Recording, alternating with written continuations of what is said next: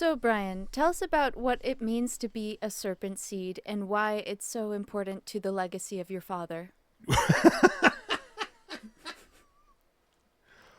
Talk about a cold open. Whoa. So, welcome to Sexoterica. Yeah, no kidding. Holy shit. Last episode, we talked about discussing the serpent seed. Yes, we did. And I believe we're also going to cover a movie review later on. That is the plan. Joseph, King of Dreams. Classic. Well, we'll get into it. We don't want to spoil it here. Okay. So I can't believe that we just dove right in. And I'm not gonna entertain at the moment that any of what you just said is true. But all right. But well, anyway. You don't have to say it. Yeah. So last episode, of course, we got into this. We were talking about like the Garden of Eden and all of that, and like what the real meaning was there, and really how Adam. I don't need these headphones. Did we talk about how Adam is a loser? Yeah, I think we started to get into that. Okay. Yeah, I don't know that we necessarily. I mean, we kind of went all the way. That basically, like, it was Adam's opportunity to be a protector. Yes. Okay. He wanted to be a protector. He wanted to have something to rule over. Yeah, like this was his mission, and we talked about how actually, because, again, very quick recap, in that most people who subscribe to the Abrahamic faiths see Adam as like he's the pinnacle of creation.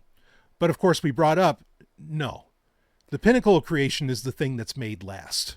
Right, the perfected form, which came second, which was Eve. Exactly. Eve was the perfected form.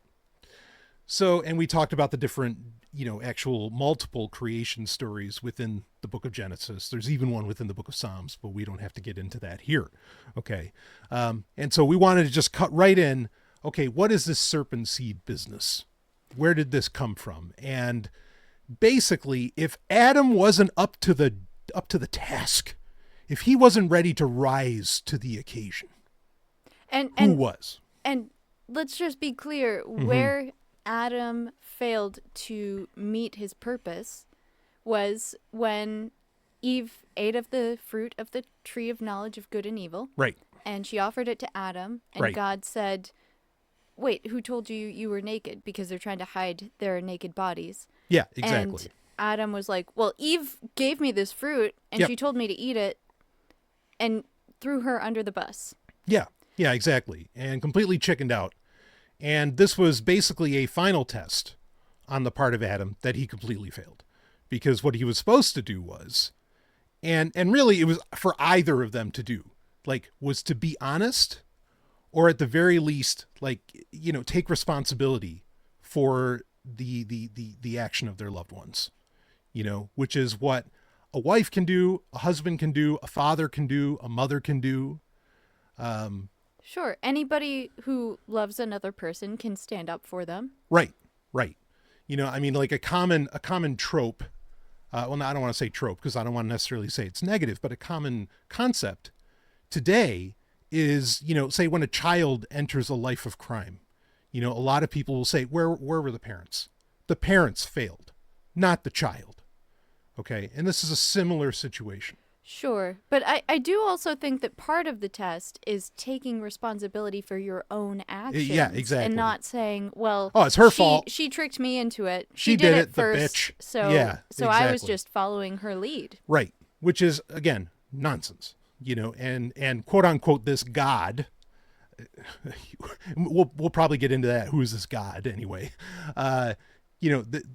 This God knows the score. He knows what's going on. And again, knew that, wow, Adam just completely failed. Here was your chance to be the protector. What, I quote unquote made you to be.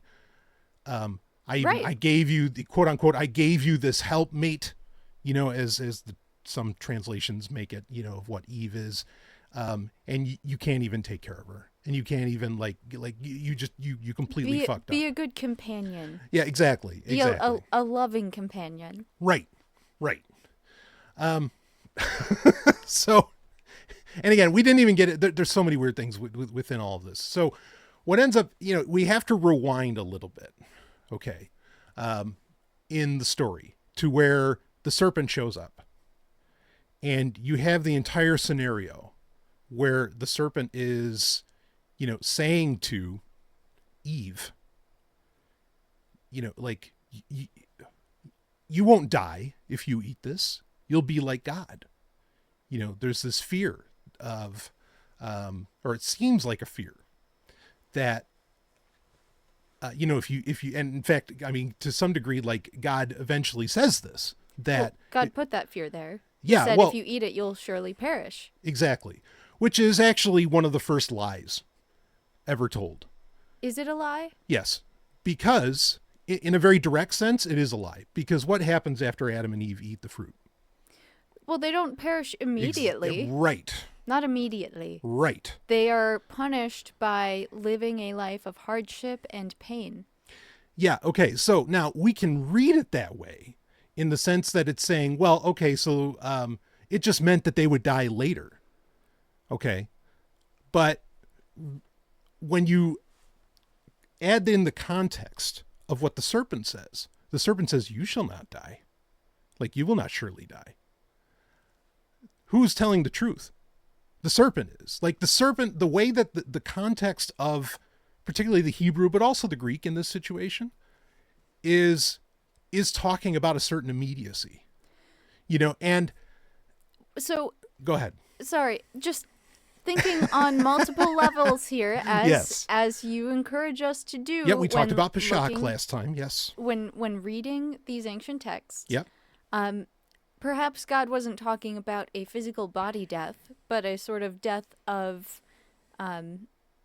purity, a death of innocence, a death of not knowing and not feeling pain. Mm-hmm. So we could, like, that's a very interesting way to interpret what's being talked about. And that's basically and I don't want to say this harshly, because I think you're bringing up some interesting ideas, but that's often the mental gymnastics that, Jews, Christians, and others, will go through to try to make sense of, like, wait a minute, why didn't they just suddenly fall over dead?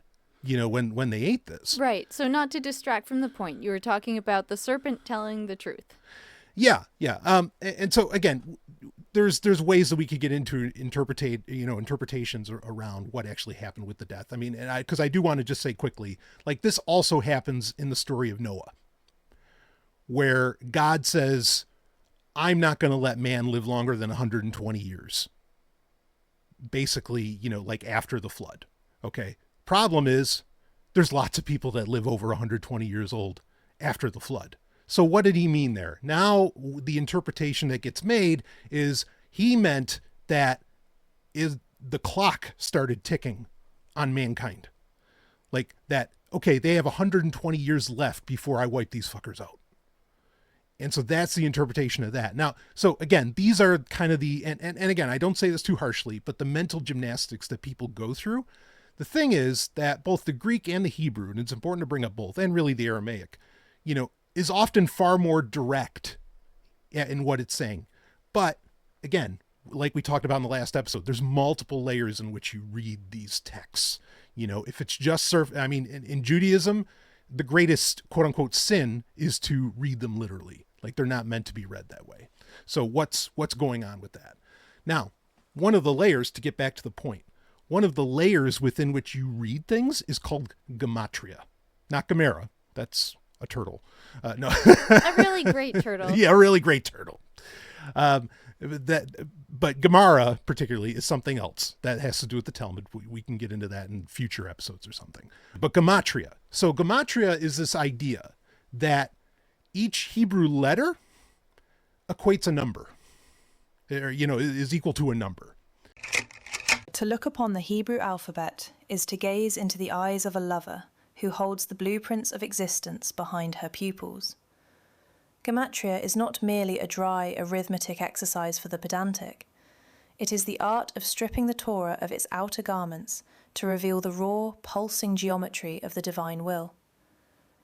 Each of the 22 Hebrew letters is a vessel, a channel of white fire that carries a specific numerical weight, and when these letters couple to form words, they create a friction that ignites hidden meanings. The scholar approaches this with a cold analytical eye, noting how the Hellenistic influence of isopsophy may have flavoured the tradition, but the mystic knows that this is merely at the surface. To the initiate, the letters are the limbs of a cosmic body, and gematria is the sweat that breaks on the skin when two disparate concepts find themselves locked in a numerical embrace. The foundation of this practice lies in the realization that in the so-called holy tongue, there are no digits, only letters that serve a dual purpose as sound and number. When we calculate the value of a word, we are measuring its specific gravity within the spiritual atmosphere. Consider the moment in Genesis when Abraham sets out to rescue his kinsman with 318 trained men. The scholarly mind might see a historical tally, but the mystic feels the heat of a single name, Eliezer. The name of Abraham's steward, Eliezer, carries the numerical value of exactly 318. This is not a coincidence. It is a penetration of the narrative by the essence of the individual. The 318 were not a crowd. They were the extension of a single, potent will, manifested through the numerical signature of a servant whose identity was entirely consumed by his Lord's command. This is how the text breathes. It hides its strength in the tallies of its characters, demanding that the reader look deeper into the flesh of the word to find the bone. Consider, if you will, the very moment of creation where the masculine and feminine first recognize their reflection in the other's eyes, not as mere biological entities, but as charged poles in a cosmic circuit. To truly understand the power dynamic hidden in the flesh of the Torah, one must look at the very names assigned to the first pair in Genesis 2:23, where it is written, "This shall be called woman, Isha, because she was taken out of man, Ish." To the casual observer, this is a simple play on words, a linguistic derivation. But to those of us who prefer to press our ears against the parchment and listen to the heartbeat of the letters, it is a revelation of the volatile nature of union. The name for man, Ish, is spelled Aleph Yod Shin. Its numerical weight is 311. The name for woman, Isha, is spelled Aleph Shin He, totaling 306. Observe the delicate, almost surgical precision of the divine anatomy. Hidden within the man is the letter Yod, the smallest of the signs, a potent seed of the number 10. Within the woman resides the He, the breathy opening of the number 5. When these two letters are brought together in the act of sacred intimacy, they form the name Yah, the primal, truncated name of God. 10 plus 5 equals 15. It is the numerical signature of the divine presence, dwelling specifically within the friction of their togetherness. It is the gold thread that binds man and woman's strength into a singular will. But the shock, the true erotic terror of this gematria, lies in what happens when that union is severed, or when the divine spark is withdrawn from the relationship. If you strip the Yod from the man and the He from the woman, if you remove the sanctity of the Yah from their bond, you are left with the identical remainder for both, Aleph Shin. The value of Aleph Shin is 301, which spells the word Esh, which means fire. So without the cooling, structuring presence of the divine name to mediate their intensity, the man and the woman are reduced to raw, consuming flames. They become two fires that do not warm but devour one another until nothing but ash remains. It is a mathematical warning that power without the highest purpose is merely a path to self-immolation. Even the architecture of the ancient priesthoods, like the Kohanim, is laced with these secret ratios. When the high priest enters the Holy of Holies, he is not merely a man in linen, he is a living calculation. The very word for the priest, ha-Kohen, equals 80, a number that resonates with the power of the mouth and the breath, the pei. It is through the mouth that the blessing is commanded, and through the mouth that the sacred vibrations are released to maintain the structure of the world. Gematria allows us to see the connective tissue between the altar and the stars, showing that the same numerical currents that govern the celestial spheres also throb within the rituals of the tribe. It is a sovereignty of the mind over the letter, a way to engage the text until it yields its most guarded secrets. Nor is this limited to Torah. In the Kabbalistic text, Sefer Yetzirah, we are told that the world was created through Sephar, Sippur, and Sefer, number, story, and book. These three are one in the bed of Gematria. When a seeker discovers that the word for love, Ahava, equals 13, and the word for one, Echad, also equals 13, they are witnessing the union of 26, the value of the tetragrammaton, the unutterable name. It is a climax of logic and spirit, two loves, two unities, coming together to manifest the presence of the divine. This is the true nature of the study, a relentless pursuit of the underlying structure, a scholarly obsession that ends in a mystic's sigh. One does not read the Torah with Gematria, one consumes it, letting the numbers dissolve on the tongue until you are saturated with the potent, unsanitized reality of the narratives that power the universe. And so every word that gets put down, like has a specific number to it. And like your name has a number. Right. Okay. And this is the numerology of the Jewish people? Yeah, it's kind of it's sort of a Jewish a Kabbalistic numerology. Okay. Very common. A lot of people know it. Of course, there's the classic film called Pi that is actually all about this, all about Gematria, which is definitely worth watching. It's just PI, 314. Anyway, so here's when we're trying to figure out the identity of this serpent. Okay, because what happened between Eve and the serpent? Because it seems to suggest, what happens later on in the text is Eve says when she has her first child, which her first child is Cain, Eve says, I have had a child from the Lord. Now, a lot of people also don't know that the words, when they read it in English, the words Lord, God, all this stuff, depending upon the translation you're reading, are incredibly interchangeable. There's times when the word Elohim is being used, or Adonai, or, all these different terms, okay, are being used. And so even sometimes the word Baal is used in reference to, quote unquote, the Hebrew God, okay, which a lot of people would be mind blown by that, because when you hear Baal, you instantly think what? Not evil, right? You think something really bad. Sure. Yeah, you think the god of the Hittites or whoever. Star Trek. Or Stargate. Yes, Stargate. Yeah. Thank you. Yeah, exactly. Okay. So who is this Lord that's being talked about? Now, either Eve had sex with God, because again, the way that verse is read in chapter 3, it's suggesting that the kid wasn't with Adam, unless you do some mental gymnastics. But if you read the text as it is, it seems to be suggesting she slept with some kind of divine being.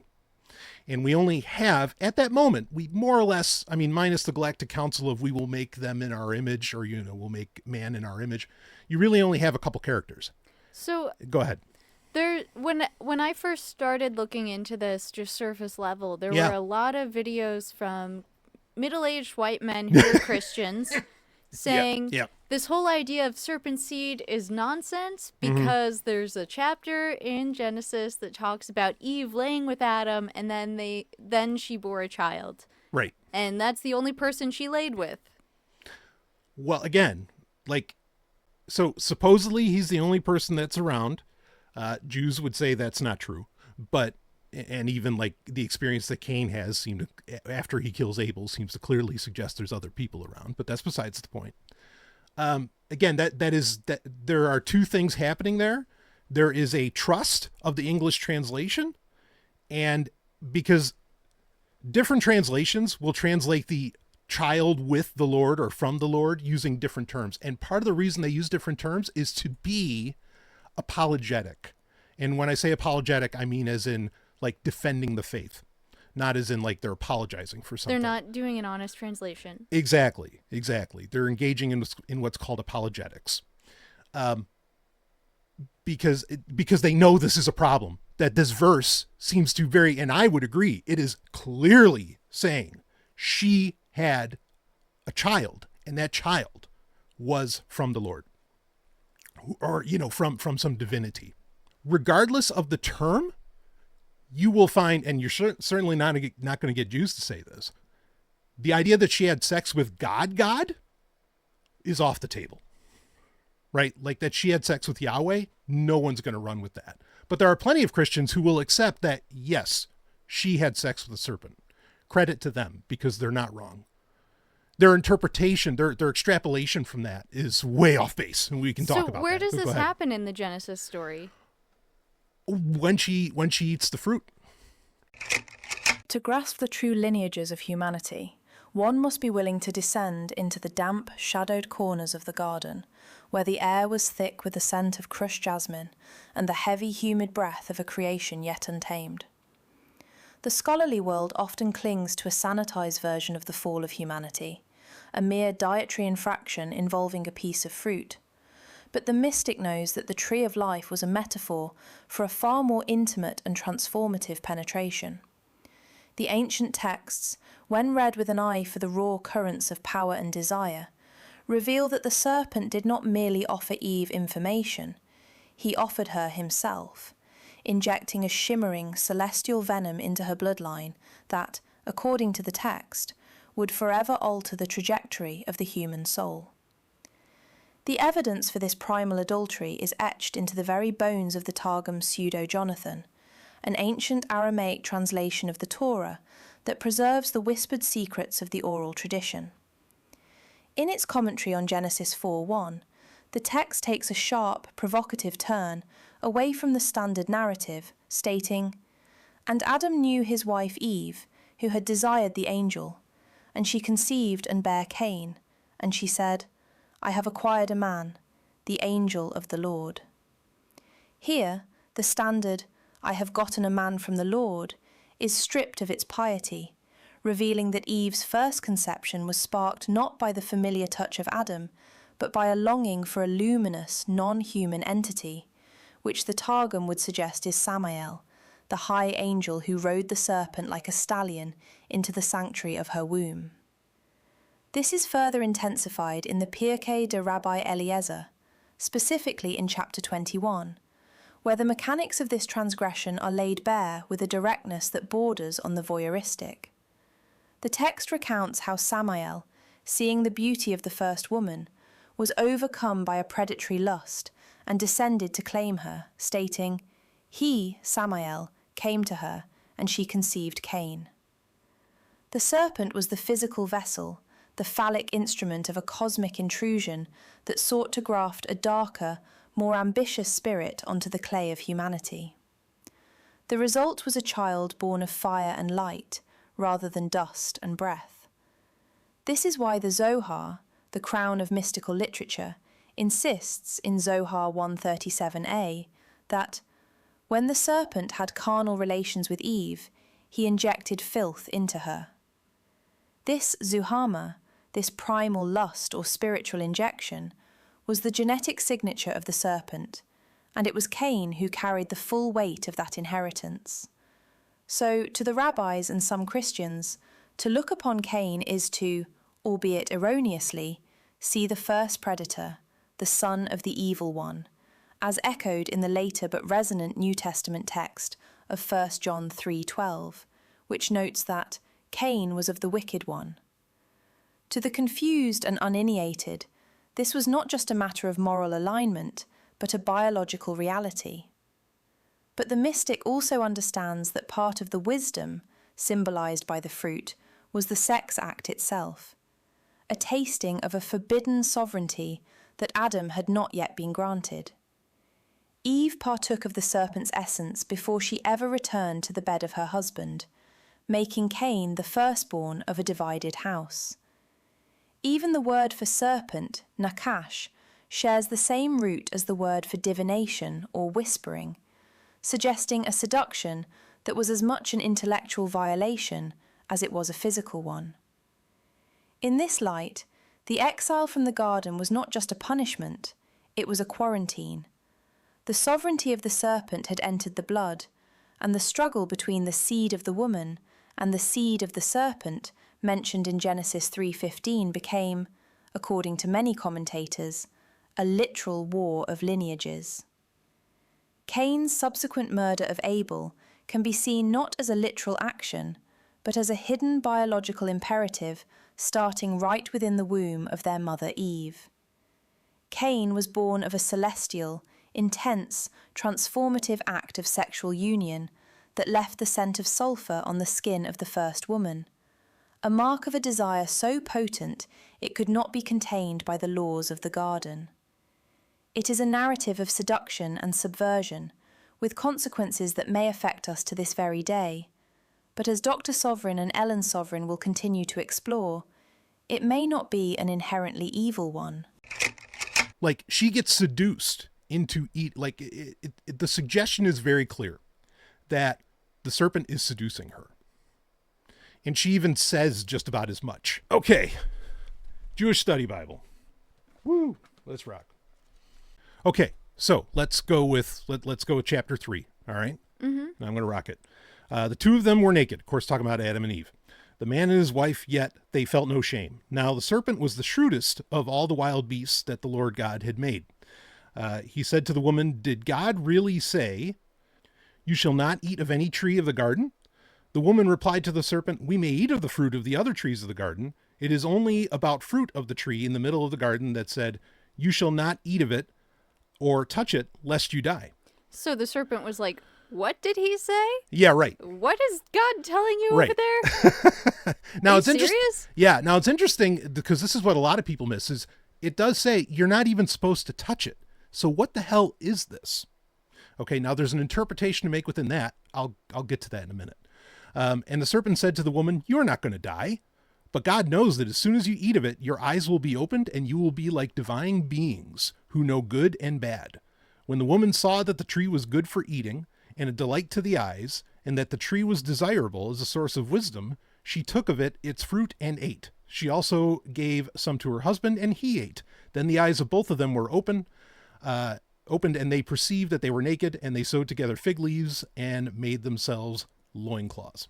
Okay, so that's the encounter with the serpent. It was very brief. It's very brief, but this is an area where, so the Torah in Judaism is written, what it's claimed is within Kabbalah is that it's written in this black fire, but it's written in black and white fire. The letters themselves are the black fire. The white fire, ironically, many thousands of years down the line, actually represents the white space, what's happening in between the lines. But what you're getting here is where it's saying, when the woman saw that the tree was good for eating and a delight to the eyes, and that the tree was desirable as a source of wisdom. How did she figure that out? She took of its fruit and ate. Figure out her own desire? Yeah, that it is a good source of wisdom. How did she learn all this? Like, there is a process she's going through. There, basically, what's happening here in the white space is there is a suggestion of a conversation, of something happening between Eve and the serpent. Like, there's more being said. So it's not like the serpent just told her, you're not going to die from this tree of wisdom. Mm-hmm. And she was like, oh, a tree of wisdom. That sounds lovely. I'd love to have wisdom. Yeah, there's a lot more seduction going on, okay. In the whole situation. So, and there's Midrash, okay, like Genesis Rabbah and others that will actually explain more, where it is even more suggestive that, yes, the serpent was literally seducing her, and the serpent is beautiful, and all of these other things. Okay. So we get at what is this? I mean, like, so that's where we get, okay, there's a lot more going on here, because Eve came to conclusions that we don't have the story as to how she came to these conclusions. Okay. But there is more extra what am I trying to say? Yeah, there are extra beyond the biblical text, sources. There's more writing surrounding this topic. For sure. And what does that say? Yeah. So actually there is, so there's what's called targums, which are translations of Torah into Aramaic, right? Originally it's in Hebrew or Greek, depending upon who you believe. But then there are these Aramaic versions of it. And within those, again, they are translations that often, translations that will often expand a bit on the story. But even within those, it will, there's one called Pseudo Jonathan, very weird text, but brilliant to read. But it's the Torah, okay? And just in Aramaic. And in that, it explicitly says that Cain is the serpent seed, like that they got it on. Okay. So we have extra biblical sources, ancient sources, Jewish sources that also believe this. Okay. Now, again, Targum Pseudo Jonathan says all kinds of wild shit. So take for it what you will, but we also have Midrash that is very suggestive of this. And there's a lot more to that. Okay. However, what a lot of these texts do not do is give you an identity of who is the serpent. Okay. The idea that it's Lucifer, that's a complete Christian creation. Like they made that up. It's a false association that has no textual evidence, zero textual evidence. Some people will say like, oh, well, but in the New Testament or something like that, it may say that, well, the serpent, you were there in the Garden of Eden, and suggesting then it's like, okay, well, that's the New Testament. in the Old Testament, in the Tanakh, there is no suggestion whatsoever that Lucifer, Lucifer's barely even a thing. That's a whole other subject. But that the serpent is Satan himself. So Lucifer is the bringer of light, right? He was sent down from heaven, out of heaven, banished because he wanted to bring wisdom to humans. Well, so that's a Promethean kind of understanding of the character. Right.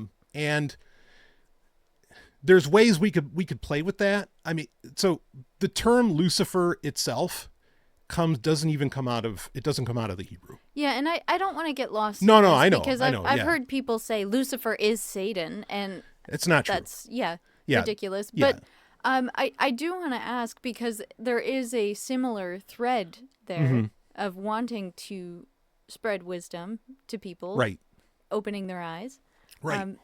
What was the serpent then? What do you think it was? Yeah. So, well, this is where gematria comes in. Okay. This is where that numerology comes in, because one of the ways that we try, or, the Jews try to make sense of something that does not, or that we don't, like there's a mystery surrounding it. It's like, okay, well, let's break it down into numerology. Like, let's break it down into numbers. Okay. And then we will see if we can find associative words that have the same number, that end up adding up the same. And then we know that these two concepts are actually related. Okay. So the serpent, the word for serpent is nahash. Okay. And that has a specific number associated to it. It ends up being 358. Okay. Now there's another word in Hebrew that ends up being 358. Do you want to just like toss out a guess? It could be anything. Dragon. That's pretty good. I mean, honestly, when I hear the word serpent, my mind goes to dragon, like these other ancient stories of like flying serpents or these immortal serpents. Sure. And it's not an unfair association to make for a lot of reasons. We don't want to get lost on it, but like the dragon is often a symbol of wisdom in many cultures. Right. And I know it's not a Jewish concept, but I think it would be amazing if it was related. Yeah. Well, we do have sea monsters, and God seems to love those more than he loves humanity. So that's a conversation for another time. The world was made for the sea monsters. Yes, it was. Truly. There's a reason that Gojira has the name Godzilla. But anyway. There's a reason that the Earth is over 70% water. Right. So anyway, now here's the wild thing. The term that is an identifier of a being that also has the gematria of 358 is Mashiach. Now, this is a huge problem. What does that mean? That means Messiah. So, in a Kabbalistic lens, the serpent is the Messiah. I mean, not like the Messiah. There wasn't a singular Messiah. We're talking about one of many, right? Yes. Like each generation could have its own Messiah. Yeah, well, right. I mean, and again, like there are multiple Messiahs, you know, in the Tanakh specifically. And not only that, but even like in an apocalyptic sense, like, oh, the Messiah of the end times, there's actually originally there would be two of them. Right. Okay. So it's Mashiach. It's the Messiah. So what can we say about the serpent? So now if we want to get really wild, okay, you mentioned Lucifer earlier. All right. Now, the verse about Lucifer, particularly in the Tanakh, calls him, oh, the morning star. And in fact, that's the reason why Jerome, with the, many centuries later, okay, when he's actually making the Latin Vulgate, which is the Old Testament, New Testament into Latin for the very first time, he's the one that introduces the word Lucifer, because that's a Roman term. It has no business being in any ancient story. Okay, that's part of the reason you know that it's kind of BS. But that, oh, the morning star, okay, that's where the term Lucifer gets injected by Christians into the Old Testament. Now, here's the funny thing, is that the term morning star gets used for one other character in the entirety of the Christian Bible. Do you want to venture a guess at who gets called the morning star? No, I don't. Every time I guess, it's crazy and very odd. Yeah, but that's the fun of it, is to go crazy. All right, I'll tell you. Yeah, tell me. It's Jesus. So, so there is a grand historical irony in that through Gematria, the serpent and the Messiah are the same person, or like they're the same thing, same concept. And Lucifer and Jesus are the same concept? Same, exactly. Like we have 358 and we have Morning Star and get used for both. Now, that doesn't necessarily, there's no need to like connect those two, like in any meaningful way. I'm just saying that it is a historical irony that worked out that way. Right. And this numerology you're using isn't entirely 100% proof. It's just stating that these are related concepts, correct? So it's as much proof as you can get with Torah, like to get an identity. Like that, this is like, that's pretty solid. I mean, if people only knew, like an actual Torah scroll has no punctuation, there's no verse numbers, there's no chapters, there's no spaces, there's no vowels, there's none of this stuff. Like to some degree, it's all interpretation, even at the most ancient levels, and I want to be fair with that. But in the way that it has been presented, and if you think that there is any divine hand involved in how it is presented, then here it is as it is. And in so being, the serpent is actually the good guy.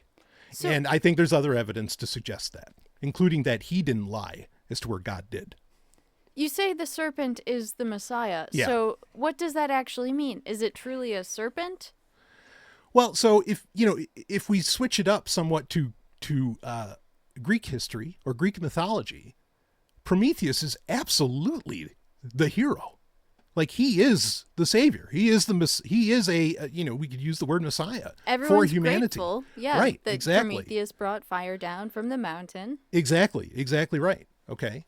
But we can't be grateful for the serpent? Right, that we get knowledge for this.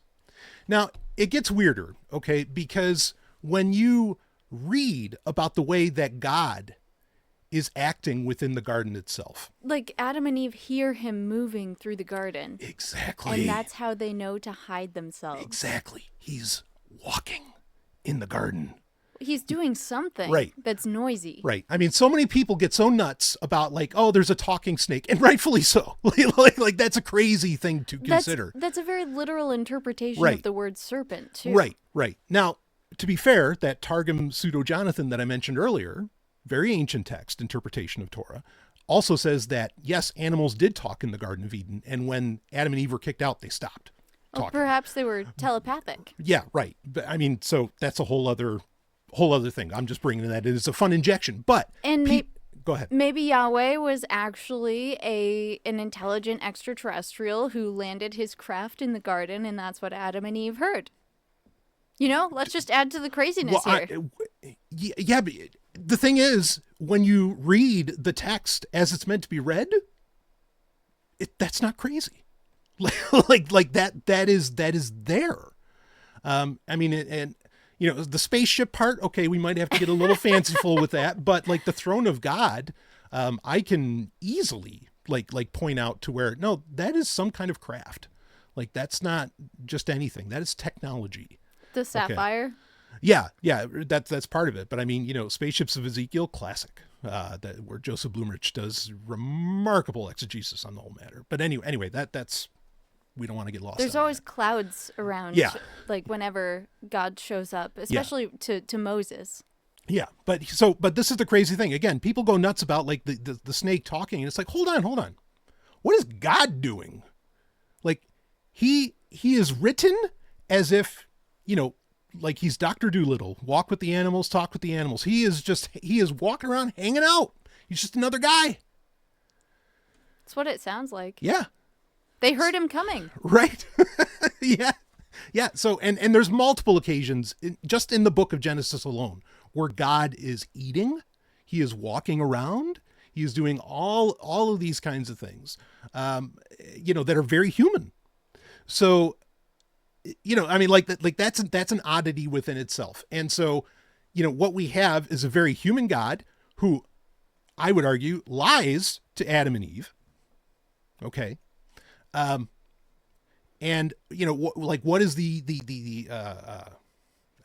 well, he's testing them, right? Yeah. He's testing them. Right. But like, what's the broader context within this? I mean, boy, there's a lot to unpack within that, but let's try and run the serpent seed course here. Yeah. So Okay. I do want to ask, because if the serpent is literally a serpent, how did it fuck Eve? Yeah. And get her pregnant. That's the thing. I don't think it's like, that's not literally a serpent. Okay. Like, that is code. Part of the gematria is part of the proof of the code.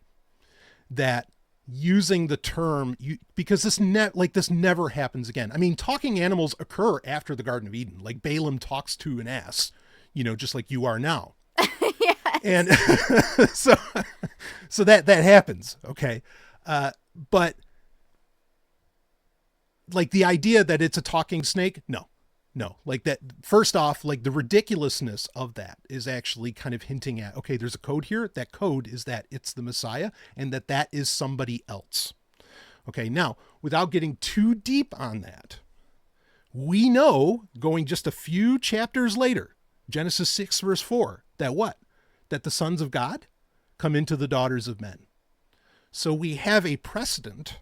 This, the classic Nephilim, right, that everybody goes crazy about. We have a precedent where divine beings absolutely do fuck human women.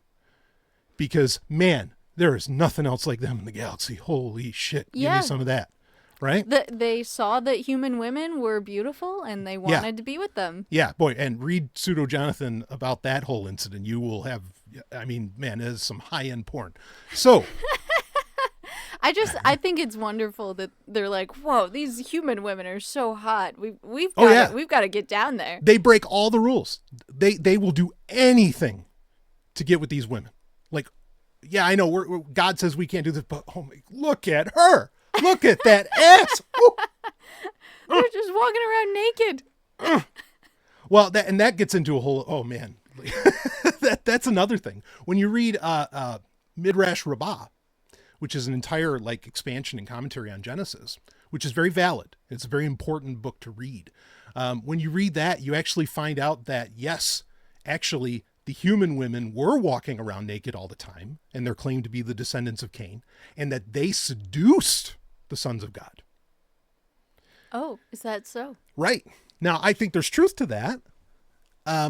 But also, where did the seducing gene kind of come from? And if they're the descendants of Cain, well, it came from their daddy, their granddaddy. So this word seduce, I think Yes. It's a very vague concept. Sure. And I think that it can be interpreted multiple different ways depending on how you look at it. So, for example, a lot of people around the world are very welcoming to strangers. They'll invite them into their home. They'll offer them which the food. ancient people were. They'll Yes. give them, the seat of honor at the table. Yep.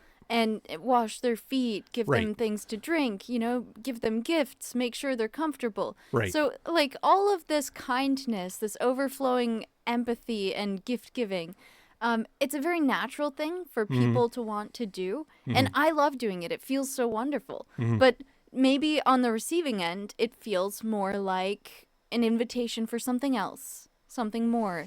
And that could be seen as seduction. So I don't envision it as like these women were down there naked, like rubbing their bodies and dancing around, like, Hey. come on down here. I mean, granted, you are limited to, depending upon what it's being written on, leather, papyri, whatever the fuck it is. Okay, so you got to be a little brief. Like, you can't be Herman Melville in 1800 BC or something like that, right? Yeah, and sometimes these stories are more high level, like they're meant to be metaphorical, Sure. right? Yeah. Sometimes because they have so many levels on which they play. Yeah. They're not literal translations of things that actually literally happened. Yeah. But in this case, in the serpent seed case, Yeah. So it may have happened.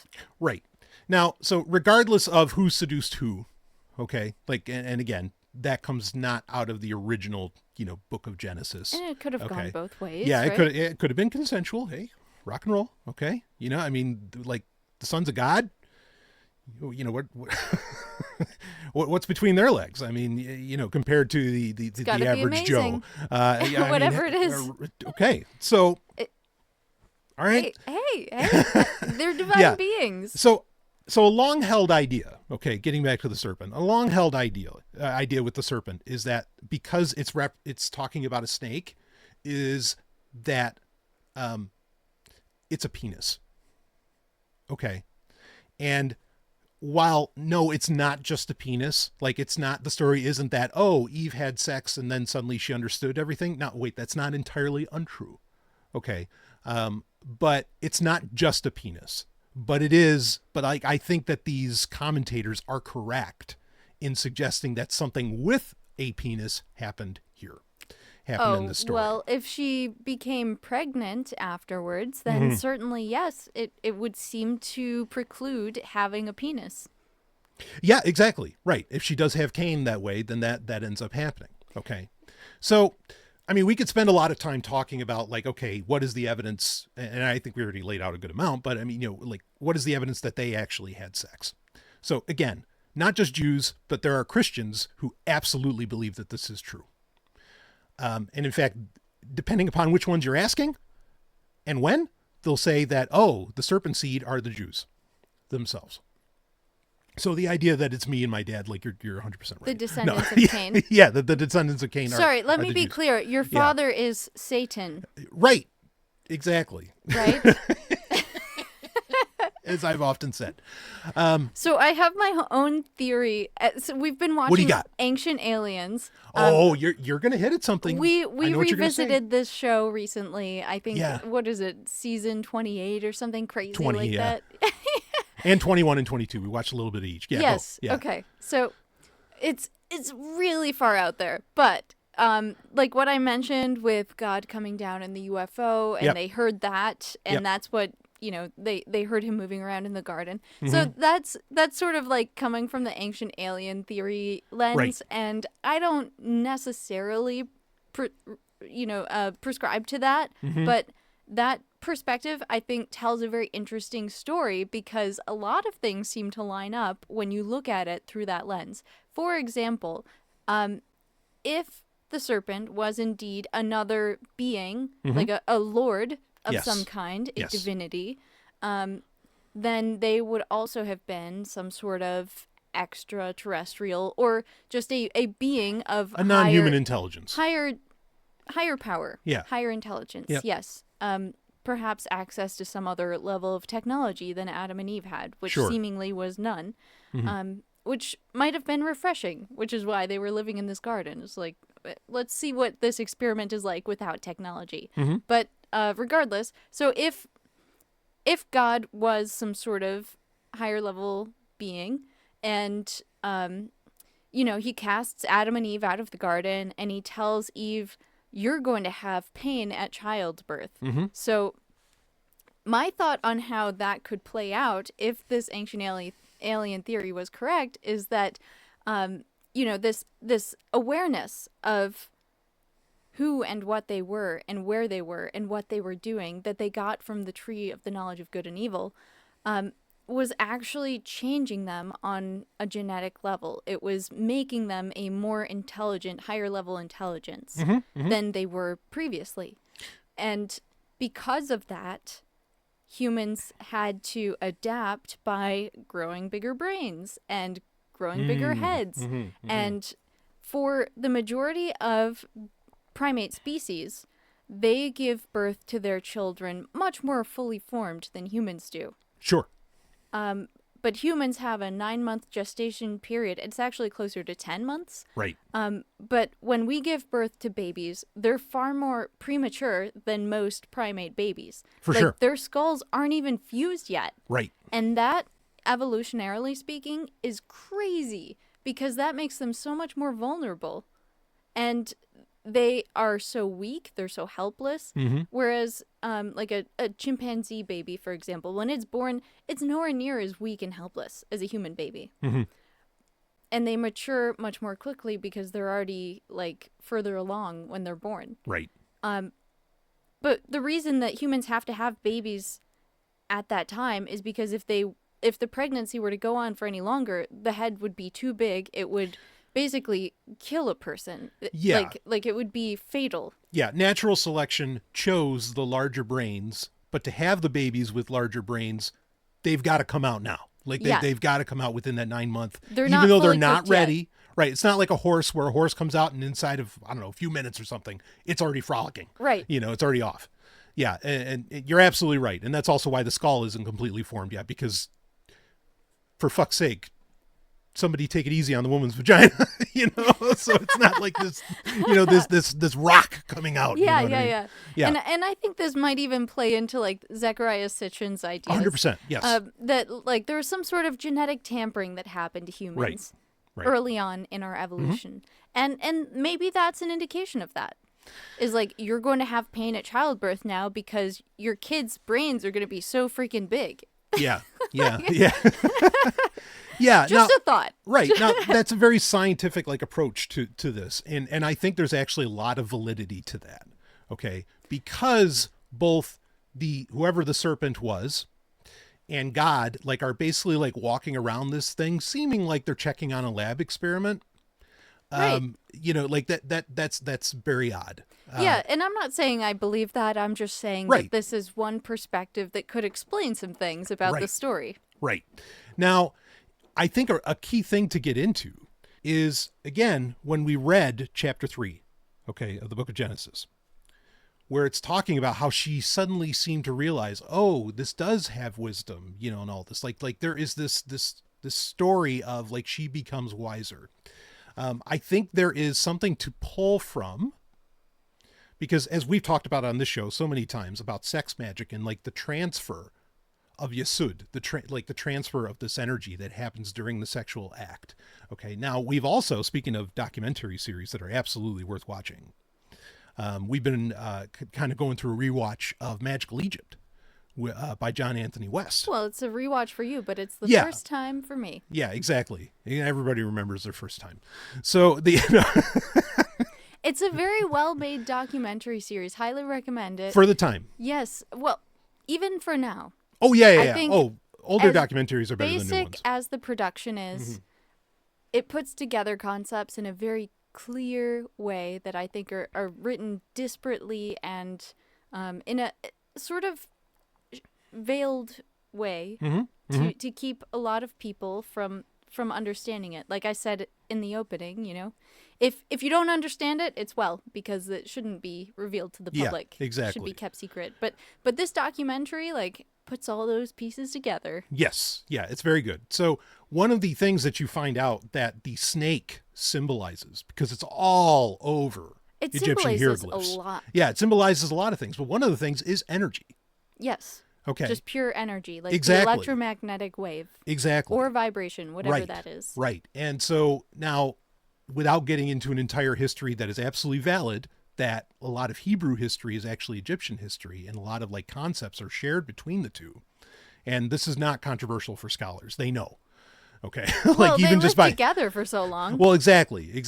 But anyway, there's so much to get in within that. But the bottom line being is that the snake, the serpent, can represent a transfer of energy or even knowledge, between like two beings.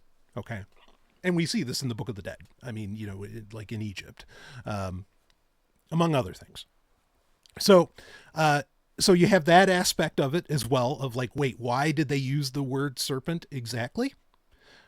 Because again, to bring it back, I would argue that the serpent was a person.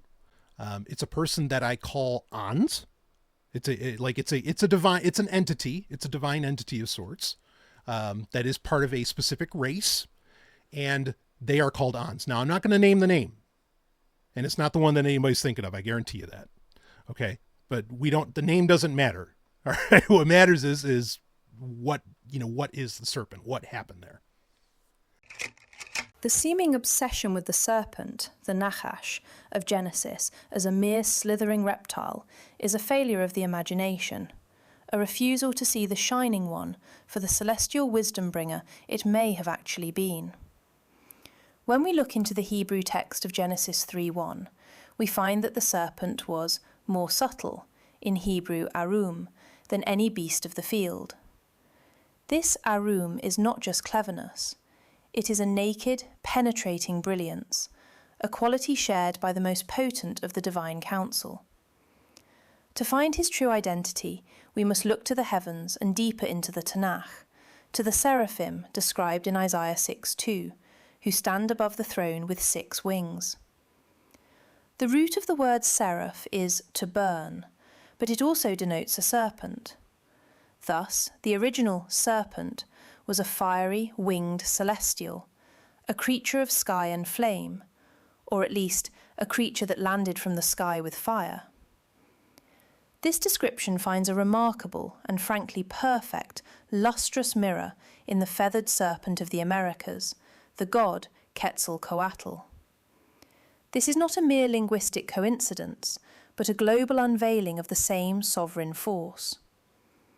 In the Mesoamerican tradition, specifically within the Popol Vuh, the creator deities include Gukumats, the sovereign plumed serpent, who is described in the first part, chapter 1, as being enveloped in the feathers of the Quetzal and the green colour. He is the breath of the sky and the pulse of the earth. Just as the Nachash in the garden brought the fruit of knowledge, Quetzalcoatl is the lord of the dawn and the bringer of the arts, the calendar, and the secret laws of the cosmos. Both entities act as the great initiators, those who penetrate the stagnation of a primal world to inject the venom of ambition and divine awareness into the human bloodline. The Hebrew Isaiah 14:29 speaks of a flying fiery serpent, Saraf Meopeth, a literal translation of the concept of a feathered serpent, emerging from the root of the ancient lineage. This flying serpent is the bridge between the heavy, turgid soil and the soaring, uninhibited heights of the spirit. The mystic recognizes that Quetzalcoatl and the Nachash are the same masculine creative fire, appearing under different masks to different tribes. In the Aztec Codex Magliabechiano, Quetzalcoatl is often depicted as the one who descends into the underworld to gather the bones of the previous humanity, breathing life into them with his own blood, a visceral, erotic act that echoes the serpent's role in opening the eyes of Eve in Genesis 3:7. She was made aware of her powerful nakedness, not a negative state, but life-affirming one, and her potential for mastery, and the heavy burden of her own divinity. The serpent of the east and the feathered lord of the west are both morning stars, the light bearers who precede the full sun of realization.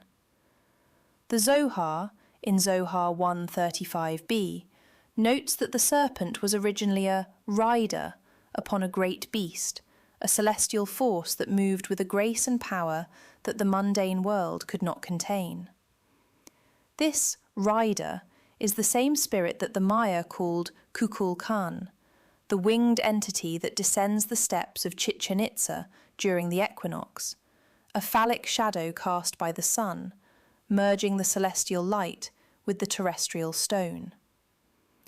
To understand this celestial being is to recognize the union of wing and snake, a combination the Torah attempts to mask behind the curse of the serpent crawling on its belly in Genesis 3:14, its ability or vehicle used to ascend to the so-called heavens being taken away by the wrath of God. There are some important matters to consider in this as well. For those of limited mind that think Quetzalcoatl is the god of the Aztecs, and thus demanded human sacrifice upon blood-stained altars, from the annals of Cuautitlan we know that this is the furthest from the truth. The Toltecs, then later the Aztecs, eventually shunned the message of peace and knowledge from Quetzalcoatl, and embraced the blood sacrifices of his brother Tezcatlipoca. Note that Cain never offered a blood sacrifice. That dubious honour comes from Abel with his lamb, a lamb that Christians would later claim represented their God, Jesus Christ. Remember, Cain is not the first person in the Bible to have taken a life. God and Abel hold that distinction, and Cain's unwillingness to kill even an animal is met with disfavour by that same God. Also, in reference to Aztec mythology of the so-called underworld, the near-universal usage of the term underworld often has multiple meanings in ancient tongues, and it often references places that are not beneath the ground or some kind of spiritual realm of the dead, but rather some other very physical place. This matter is worthy of exploration, but is a subject for another time. But the true name of Quetzalcoatl, as one of Dr. Sovryn's beings known as the Ons, is of another nature that we will not reveal here, though that identity has been known by others throughout history and today. Regardless, the serpent was never a snake. He was the dragon of wisdom, the sovereign of the dawn, the feathered prince who dared to offer humanity the crown of its own will. Whether he is invoked in the smoky chambers of a Hebrew temple or upon the altars of a Mesoamerican pyramid, his essence remains the same. He is the one who initiates the divine purpose in humanity, the one who offered the chance for humanity to rise from the red dust and claim the sky as our inheritance. He is the eternal seducer of the soul, taking us away from the safety of the womb and into the terrifying, magnificent light of our own power. So the idea is that the serpent seed, as in Cain, injected into humanity, because Cain has children. Of course, he has children around a bunch of two-headed people, which we don't need to get into that right now. That's just one of those fun, strange things. Another metaphor, I think. I don't know. Anyway, so, but he has children. So this gets introduced into the human species, this idea of this evil, okay, that happens. Now, there is something is it evil, though? Well, is it? Right. And that's, and if we can have that conversation quickly right now, if you want, because what Jews would say was injected into the human species at that moment is what's called the evil inclination. Okay. It's called the Yetzer Hara. The thing is that Jews know exceptionally well is that the Yetzer Hara is necessary. Not only necessary, it's actually desirable. Like you want it. Like there's a classic story where. How about we start with the description of what is the Yetzer Hara? Yeah. Okay. So the Yetzer Hara is, well, like I said, it's the evil inclination. It's the thing. It's this drive to do things. basically the antithesis, maybe the best way to describe the Yetzer Hara is to describe its antithesis. The Yetzer Hara is the thing that makes you want to do something. If there was no Yetzer Hara, you would just like lay down forever and just like not get up, and you wouldn't do it. Like, it's almost like lethargy is the opposite of the Yetzer Hara. It's a drive to do things, like anything, like pretty much motivation, basic motivation. Yeah, it's motivation. It is the desire to make something yours, to join with something, like, so, instead of like just being lackadaisical. A desire to eat delicious food, or to have people around you, or to sit in the sun and enjoy the feeling of warmth. Those are all those all fall under this description. I don't know about sitting in the sun and feeling the warmth, because like just laying down and sitting there and being kind of lazy, like, no, not being lazy, the desire, but just to the desire to go sun. and do it. Yeah. Like, I mean, so one of the simplest ways that the sages would talk about the Yetzer Hara is that without it, you'd never build a house, you'd never take a wife, you'd never, like, you just wouldn't do any of these things. And in fact, there's a great in the Talmud, in Talmud Yumas particularly, there's a great quote. It's where it said that the rabbis actually they were able to trap the Yetzer Hara for 3 days. Okay. And when they did that, they realized that they looked around all over Israel. Okay. And this would be like in the time of Zechariah, because they're the person who he ends up quoting. They're looking all around for an egg. They just want an egg to eat. All over Israel. They can't find one. There isn't any. And so Zechariah the prophet comes down and he says, guys, you got to let the Yetzer Hara go, because without it, the world would be destroyed. That's his exact words, is the world would be destroyed. The chickens won't have sex. The chickens won't lay eggs. Exactly. Really? Exactly. Yeah. So this is right out of the Talmud.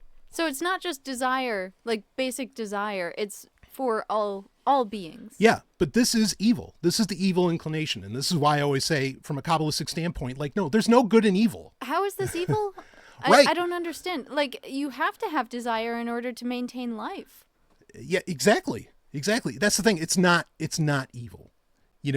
But it is something like, so one interpretation would be that, okay, the serpent gave us the evil inclination, and we're grateful for that. But then we also need, it's not like we need to let it run amok. Like, we just have to understand moderation. So I just don't get this concept, because you're not saying it's like hedonistic desire or egotistical desire. This is just baseline desire for anything.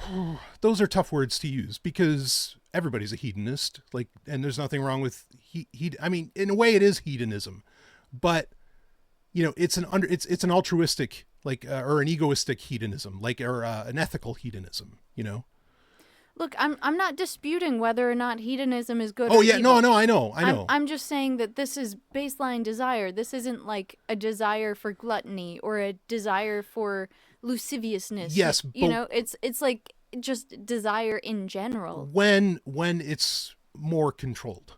So, because if this is just in Cain's line, then Abel, like, if he were to have children, which he can't because he's dead, but like, any children of Adam and Eve that weren't from the serpent would not have this baseline desire to continue life. Yeah. So, well, that's going to get into like, okay, well, wait a minute. How is this within everybody? And that's where we have to like talk about what the serpent seed is. I mean, so you're right in everything you're saying. The thing is, the Yetzer Hara is also the thing that can eventually lead in someone killing another person for what they desire. Because, again, and that's where that control comes in. Okay. Now, people interpret it in other ways, where the Yetzer Hara is just like this thing that is a part of us, and it's not from Cain, because they don't buy into the whole serpent seed thing. Okay. Because there's plenty of Jews that don't. Like in Orthodoxy, I don't think they exactly buy into the serpent seed thing, even though, again, we have ancient commentaries that say, yes, that's what happened.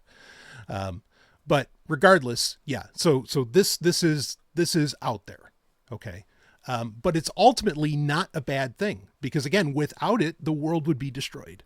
there'd be no world. It's not a bad thing. It's Right. only a bad thing if it's excessive. Right. And that's true for anything. Right. Yeah. So, okay. Except for love, which I would argue is what balances desire. Yeah. And love, ultimately, I think you can never have too much of. Right. Absolutely. Yeah. So, okay. So many people are listening right now, probably like, these are all fun stories and blah, blah, blah. But what's like, are you telling me that these things actually happened? And I would argue, yes, that a good chunk of this in some aspect actually happened, or that the story is actually referencing that something occurred. Now, I want to get to that. But before I get to that, if the serpent seed hypothesis is true, how is it through every human being? How did this happen? If we know that, say, like, potentially Cain was killed by Lamech, okay, which is his own descendant, and we had the, of course, like, this is where a lot of people get tripped up. Like, okay, what happens, like, who are the descendants of Adam and Eve and their children and all that stuff? If you are a biblical literist, none of that matters, because everybody gets wiped out, except for Noah, his wife, his sons, and their wives. So really, everybody's a descendant of Noah in a biblical literist interpretation, which is wrong, but in that literal, that literal interpretation. Right. Even in that story, aren't there people who survived the flood outside of Noah and his family? If you are open to extra biblical Jewish sources, like Midrash that talk about Og, King Og ends up surviving by holding on to the back of the of the ark, okay, then yes, like, and that's how they explain, like, how are there still Nephilim in the book of Numbers? And the way Jews explain that is that, well, because one of them survived. King Og then ended up surviving through the whole thing, because he gets named actually in the book of, he gets a name check in the book of Numbers. But beyond all of that, the real answer is, okay, let's say the serpent seed thing is true. How does the evil inclination continue into, past Noah's flood? Because Noah was perfect in his generations, right? Like, that's what the text says. Well, those damn women. What did they do? So what you find out is that Naamah, which the Bible doesn't name Noah's wife, other sources do though, and her name is Naamah. And there's other names given to her as well, but they all kind of play on the theme. Naamah is a daughter of Lamech. Lamech is a descendant of Cain. And so Noah's wife is a descendant of Cain. And this is how this carries on. Okay. Now we run into all kinds of problems within this because, you have Ham, Shem, and Japheth, right? You have, Noah's sons. Okay. Now the fates of them, like Ham gets cursed, and Shem is held up very highly. And there's lots of things we could talk about what ends up becoming with him, Japheth, whole other thing. But, so this is how this continues on. Now, do you have any questions on any of this here? No, I do want to know about the legacy of the serpent seed. Okay. So what is the Cain and Abel story actually telling? And of course, yes, Seth comes after Abel gets killed. And I think there is strong evidence to suggest that, or not to suggest, there's strong evidence that Cain and Abel are representative of Rhesus negative and Rhesus positive. And why do you say that? Well, first off, the oddity of Rhesus negative. This exists in no other mammal on the planet. Like that they just don't have it. It is a genuine, like, to call it a you're the scientist. I'm not going to claim to be, but my understanding of, Rhesus negative is that this is almost impossible to even be a mutation. Like, this had to have been an intentional alteration of some kind. Like something happened that brought this into the human bloodline. So I didn't do enough preparation to say yes or no on that. Sure. I guess it's possible, but I wouldn't put anything past Mother Nature. Yeah, well, 100%.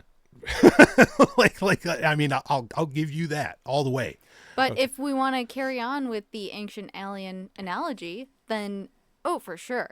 Yeah, I mean, that could be engineered. exactly. One of my favorite books by Nick Redfern is Bloodline of the Gods, and it was one of the things that really drove this home for me. Is like just the oddity that is Rh negative, to the point that Rh negative, and I know you know about this, Ellen, better than I do even. Like if a Rh positive male has sex with an Rh negative woman, the first baby at least, like there's a very good chance that the baby being born will get killed by the mother from the inside. Actually, Do you want to describe that? It's the second baby. Oh, it's the second baby. Yeah, Okay. so the first baby has a fairly good chance of surviving, Mm-hmm. nothing bad happening. Although it is possible. It's the second baby that's really at risk, and every other baby after that. Right.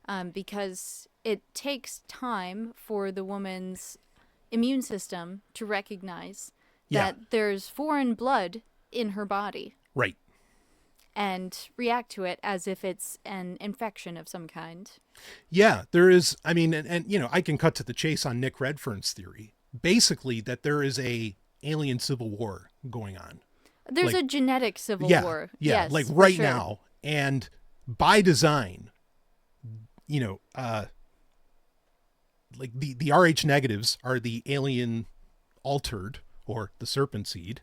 Okay. And they are literally like the fact that the Rh or the Rh negative mother like has, may kill the baby on the inside before birth, is part of the design of, okay, we need to breed out, the Rh positives.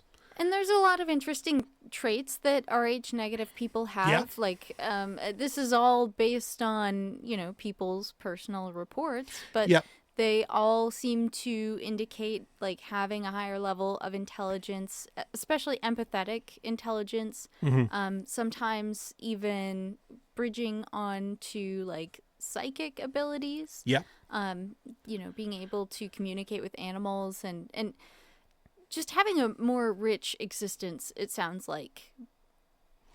So, okay. Yeah. Now to be clear, okay, cause we're going to get into conspiracy territory here. Okay. Again, just playing off of like what Nick Redfern was saying is that these, and he's very much playing with Zecharia Sitchin's ideas, is that these Rh negatives were made to be a slave species for the Nephilim, like for the gods. A slave species? A slave species. Yeah. We wouldn't make very good slaves. Okay. So there's a commentary to have upon that. Okay. But what ends up happening is, so the Rh negatives, so effectively aliens come down. I'm being very brief here. Aliens come down to Earth. They want gold, whatever the fuck they want. Okay. And they make a slave species so they don't have to do the work. This reflects Babylonian epics where it literally, like people don't even know, like in Enuma Elish, it literally says the gods made humanity so that they didn't have to work. Like that's your fucking purpose. You understand? And if you think that Babylonian epics are related to Hebrew epics, which you're not wrong, then there's there's some association here. What does that say about the gods? Well. So this gets interesting. Okay, so what ends up happening is, again, in this ancient alien theory, is that this so the aliens come down, they see the Rh positive humans, and they're like, all right, we got to make some alterations, got to make them smarter, got to whatever we got to do these things. And they end These up. guys just aren't smart enough right. to do what we're asking them to do. Yeah.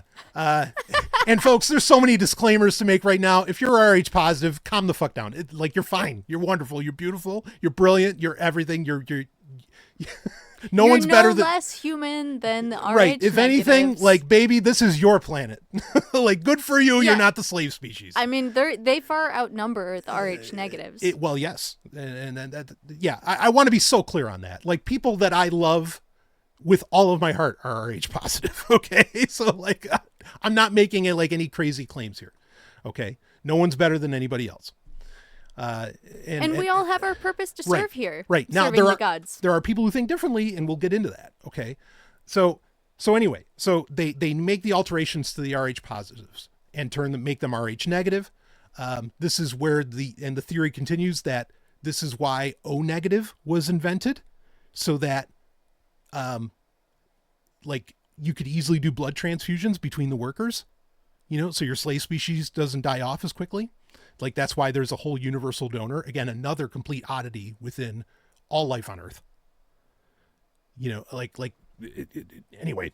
So, but what happens is the gods, like Genesis 6:4 says, ends up falling in love with their own creation and starts to enhance them even more. So the Rh negative women literally become sex slaves. Hey, if you're going to be a slave, I mean, it's probably the best one to be. You would know. I mean, sorry. Ooh, that was a bad one. All right. Excuse me. So. It's okay. I go outside sometimes. Sometimes, yeah. I get to leave the house. What you do for the money, honey? Okay. So, and so this occurs, and like the gods are basically so proud of their creation and love their creation so much that they're like, oh yeah, let's keep giving them more. And of course, the one thing they don't give them is the key to immortality. Like, that's the one part they don't change, even though that is available to some, because we have demigods. And I want to be clear on this. We have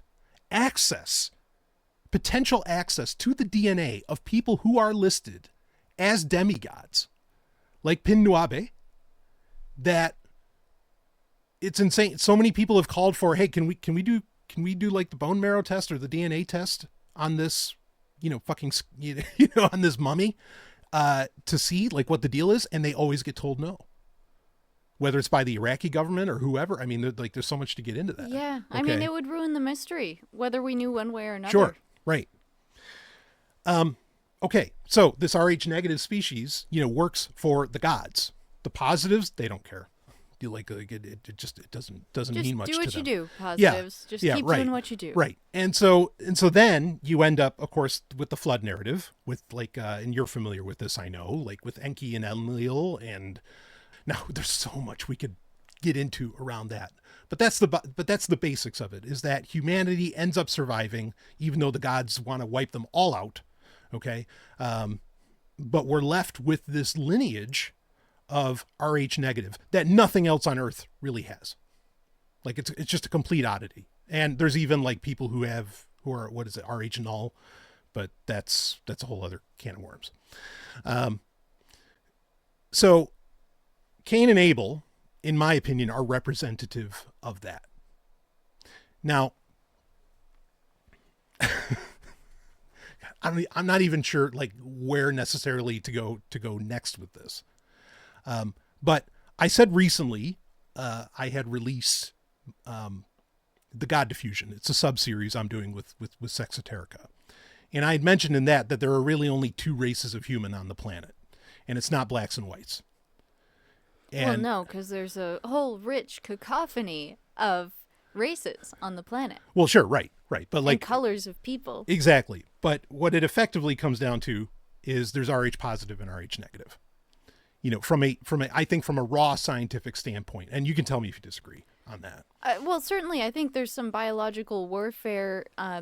It seems to have those characteristics. Yeah. When you talk about like, this could literally kill a baby if you're an Rh negative mother giving birth to an Rh positive baby. Like, it's your body attacking it. Yeah. Yep. That's definitely. It seems like there is a race warfare going on there. Exactly. Now, in modern times, it's very easy to treat this condition so that you can give birth to your children. Mm-hmm. So it's not hard to overcome. But, before we had the medicines of today, it was a terminal condition for these Rh positive babies if they had an Rh negative mother. Yeah, they're like, yes, like there are procedures now where that gets solved, and which great. So now the conspiratorial part, and I say that, I don't say this like pejoratively. The conspiratorial part comes in where there's this belief that like the royal families, or even like Elon Musk, and I don't know if he's Rh negative or not, but whoever, like all these elites, they think that they're the descendants of Cain. They think, or they know that they are actually like, they were created by the aliens and they are meant to rule. Now, obviously, horseshit, poppycock, like that's so much crap on so many levels. For one, that if we are to buy into the narrative, it would actually seem, oh no, you were fucking made to be a slave, not a ruler. Yeah. Well, so like the families of divine right to rule, for example, like the royalty of Europe, right? They did maintain their bloodlines very pure in incest, and they were Rh negative, right? So their belief, I mean, there was some backing this is where to that comes from. Yeah, is that they're like, no, we really have to keep our bloodlines pure, in all of this. They really believe that. Now, again, the reality of this whole thing, who knows? I mean, we can't really say. There's theories, and some of them may be true, some of them may not be. Right. I mean, it's also likely that this evolved naturally in an isolated people that lived in the mountains that didn't interact with outside civilizations very much. So that is also a possibility that this just naturally happened. Yeah. And that it protected them from certain diseases. Right. Yeah, I mean, and again, a lot of people point out, and this gets back to the Jewish thing, is that, wow, why are there so many Rh negatives within the Jews, which is, 0.001% of the population. Or you look at the Basque people, France, like, which their origins are a whole other levels of weird that we don't have answers for. Like, we can have fun kind of extrapolating around, Hebrew history, but like, holy shit, like the Basque, we just don't know. And traditional like historians and archaeologists would say that they've been isolated for so long that they seem alien. Yeah. Well, but there could be other explanations. Yeah, but the other parts are their language comes out has no like Indo-European root. It doesn't seem to have a Semitic root. Like there's too many things in their culture that don't have any roots relatable to their surroundings, and that's part of why they're considered so odd. Which could be explained by them being isolated. Well, sure, right. But then they've been isolated for a long time. So yeah, they've had some pretty thick walls up. Right. And they also have a very high level of, again, according to Nick Redfern, the most desirable is the O negative, the type O negative blood. Why is it desirable? Well, because, and for the very simple reason that they're the ones that can do blood transfers to all the rest of the slaves. So then, is it desirable for that person, or is it desirable for the other Rh negatives? Because that person is just going to be a blood donor their whole life. I mean, the Red Cross calls all the freaking time. Oh, they want me so bad. Yeah, they want to suck you dry. Yeah, they do, those vampires. They want to turn you into a raisin. The only person sucking me dry is you.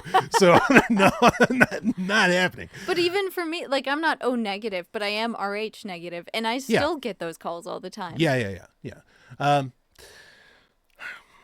So now, here's part of what can even call bullshit on the conspiracy theory that, like that the elites are all Rh negatives and they think that they have the divine right to, rule the planet or whatever, or the alien right to rule the planet. My understanding is, now again, this still plays in the realm of conspiracy, is that actually like the military, the CIA even, seems to have they seem very concerned about people with Rh negative blood. And a lot of secret societies as well. Yeah. And to the point that there are people who report that they have been effectively kidnapped and taken to what I think Nick Redfern would call military laboratories.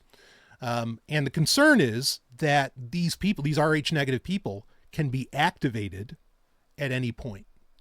But Nick Redfern ultimately takes it as a positive. Activated in what way? What does that mean?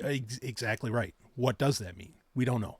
And I mean, Nick Redfern doesn't exactly either, other than like, maybe this is like, maybe it's Enki, right, in the story, is going to activate people. It's kind of like a starseed concept, you know, where people are going to get activated to allow to, you know, to bring in some kind of utopia or some new wonderful future for humanity or something like that. Oh, well, yeah, that explains why the government wouldn't want them activated. Exactly right. Yeah. Yeah. I mean, and that, I think that's what Nick Redfern was kind of hitting at, is that the military, just like the military is terrified of white orbs turning off their missiles, and thanks Satan for that. And I mean it. Okay. They're terrified of like RH negatives, like, oh no, like, you know, these people get activated, we can't stop them. So again, conspiracy. Right, Okay. right. And so you were saying that RH negatives were created as more intelligent slaves for the Ons, right? They were enhanced for the Ons, yes. But again, it wasn't, they're still slaves. And like to the point of even like sexual slavery, to the point of, you know, like all these things, that they, you know, like if you're to buy the story, other than the potential of being activated and somehow saving humanity, like it's actually not a very positive one for the negatives. So that wasn't the serpent's intention, though, was it? When he impregnated Eve. Well, so, okay, so let's bring that back. So here's the strange thing, is that this is the Messiah. So that is that's suggesting that this is a positive thing to occur. Okay. And this is where they get this is where the Christians, like all the Christians that said, oh yeah, there's serpent seed, are right, but they're right for the wrong reasons. You were right. You were right. We are serpent seed. I mean, and this happens all the time. The Christians are constantly right, but for the wrong reasons. They are the world. They're the kingdom upside down. They get it. They're twisted. Okay. Even though in their zealotry, which I guess in this sense can be applauded, even though in their zealotry, they find out these little secrets, but then they think it's the devil. And it's like, no, you fucker. No, it's not. So I'm hearing what you're saying as Yeah. the Messiah, the serpent impregnated Eve, Right. and was kind of bestowing humanity with a gift of greater intelligence and wisdom. Well, yeah, I want to be gentle with that greater intelligence. Greater wisdom, Yeah, greater maybe understanding. wisdom. Yeah, or access, like a certain greater access to the divine, which is going to get to my point. But yeah, like something along those lines. I mean, Nick Redfern would more say that it was greater intelligence, lower body temperature, all kinds of things. Okay. And that happens sometimes, but not always for RH negative. For sure. But like the point is, I believe the serpent's intention did not have to do with slavery. No. And Yeah. if there is the evil inclination that was passed along, it was just the desire and the lust for life, not something evil. Yeah. And this is really it, is, you know, ultimately, so what quote unquote God, whatever that means. And of course in Kabbalah, no, there's no God. There's the Ein Sof, there's the goddess. We could say that. And we could get into an entire history how actually within the Hebrew Bible, yes, there is a goddess. And in fact, there's a point where the goddess is getting removed from from Jewish culture, 2,000 years ago.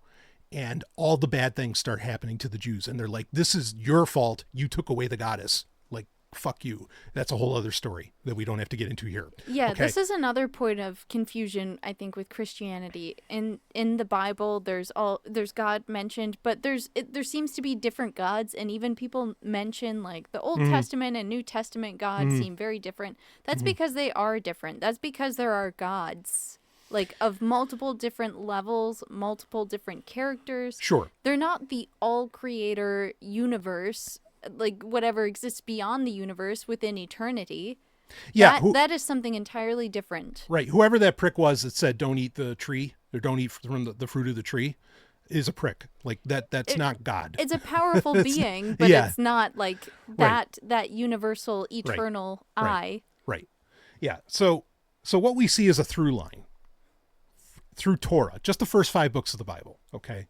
What we see as a through line is, and to be clear, those first 5 books are written by multiple people. And we know that like it's not Moses writing it. There are Again, it's the documentary hypothesis. People can look into it. It's not entirely accurate, but regardless, we can see where, okay, now this is somebody else writing this. Like there's points where there's priests writing it, then there's Deuteronomists, and there's whatever. Okay. All right. So the through line, though, is that I need, like the divine is saying, I want a priesthood. And there's actually multiple priesthoods. Okay.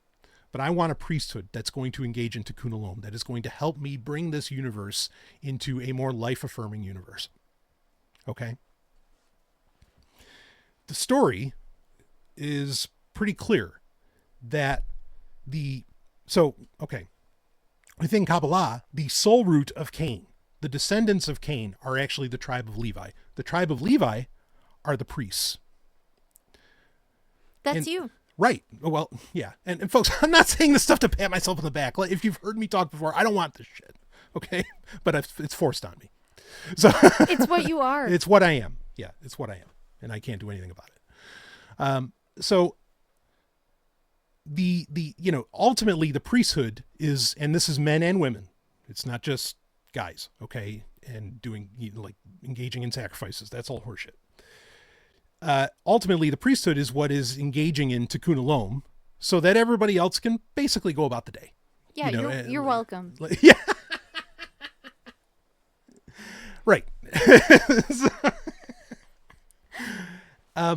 But that priesthood comes from Cain. Without Cain, without the Yetzer Hara, like the prophet Zechariah said, the world would be destroyed. Arguably the universe would be destroyed.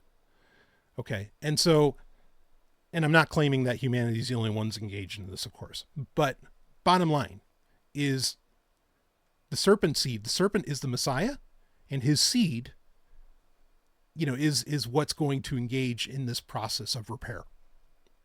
And when you look more into, we don't need to get into it now because we've been going for a while. When you look more into Noah's wife, especially within Gnostic texts, you'll see that kind of that Messiah narrative runs right through her.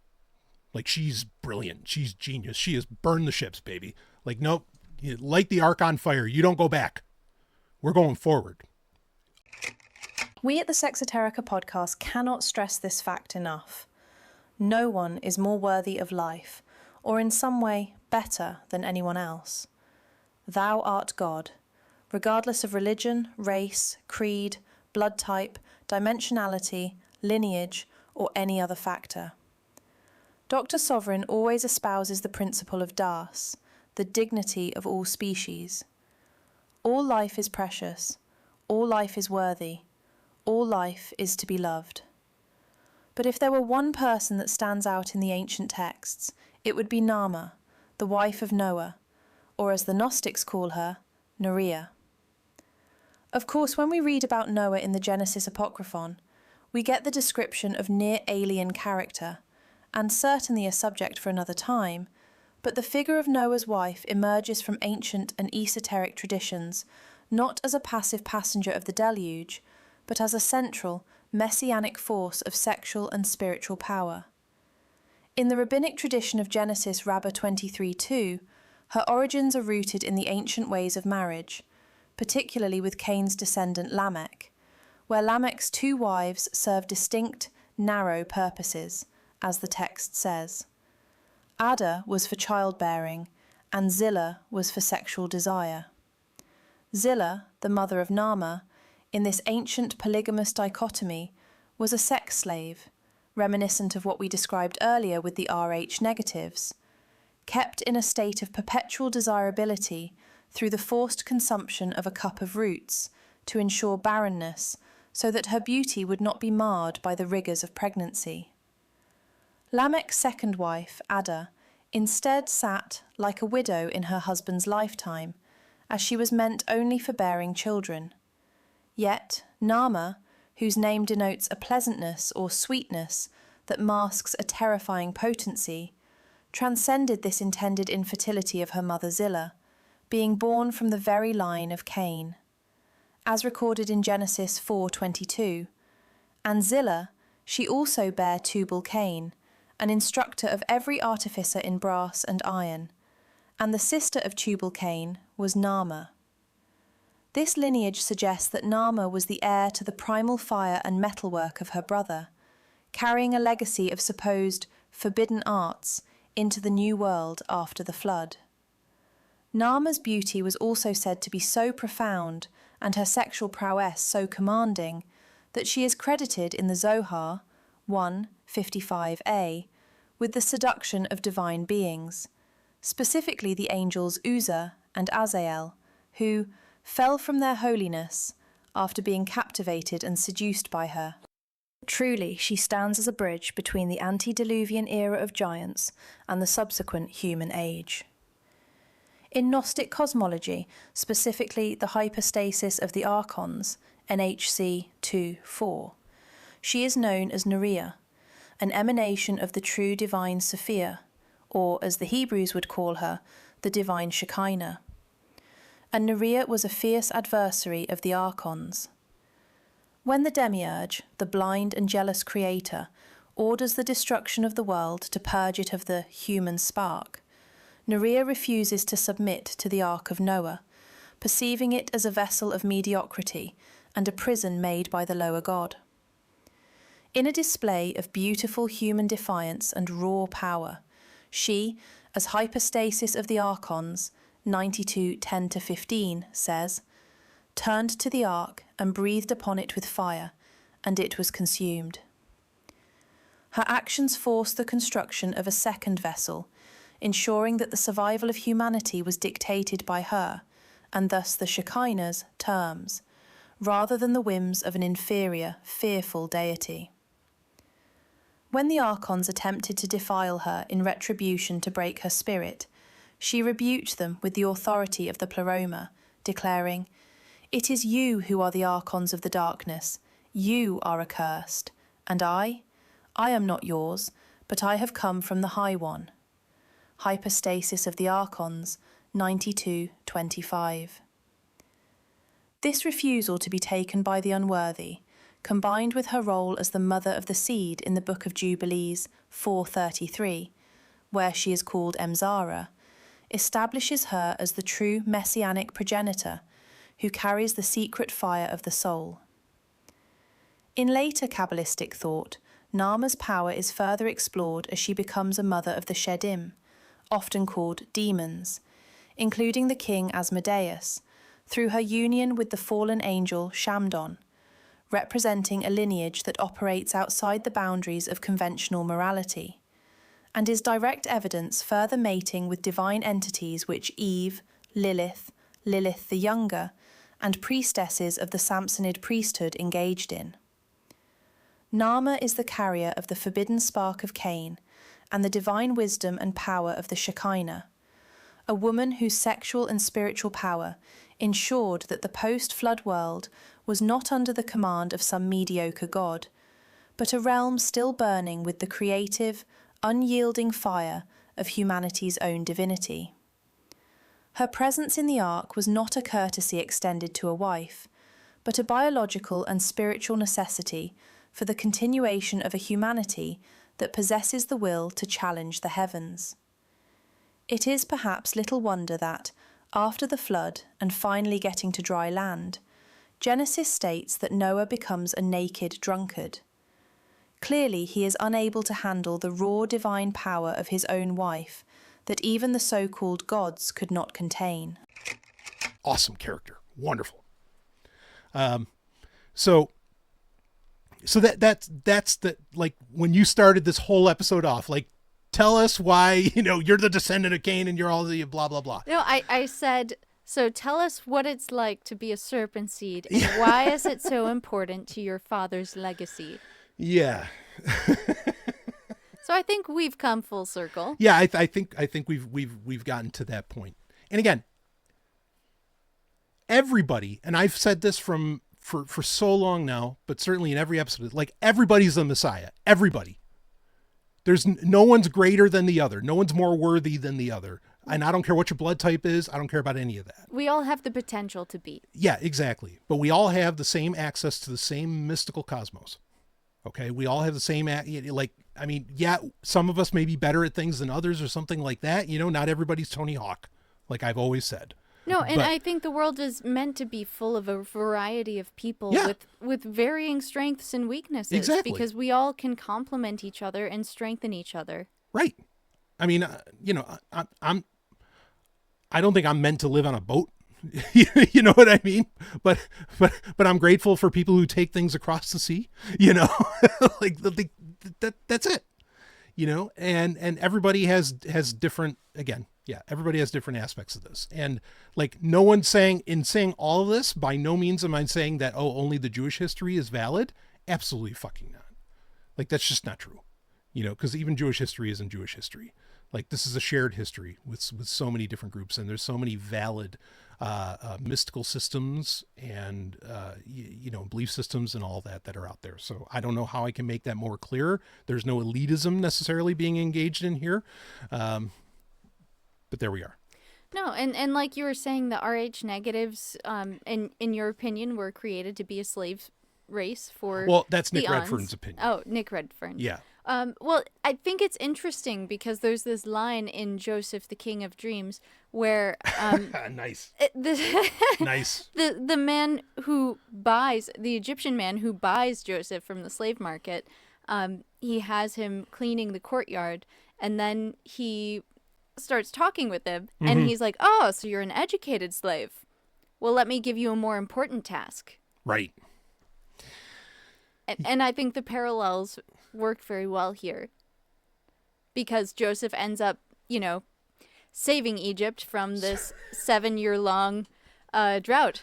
Sorry, if I just looked like a mentally handicapped person for a minute on the camera. I never thought of that. And that's insane. Really? You never thought of that? No, I never thought about that. And that's really weird, because within the Joseph narrative, there is so much of, because folks like understand that when you convert into Judaism, and this is true for a lot of different Judaisms, okay, they believe that you genetically change.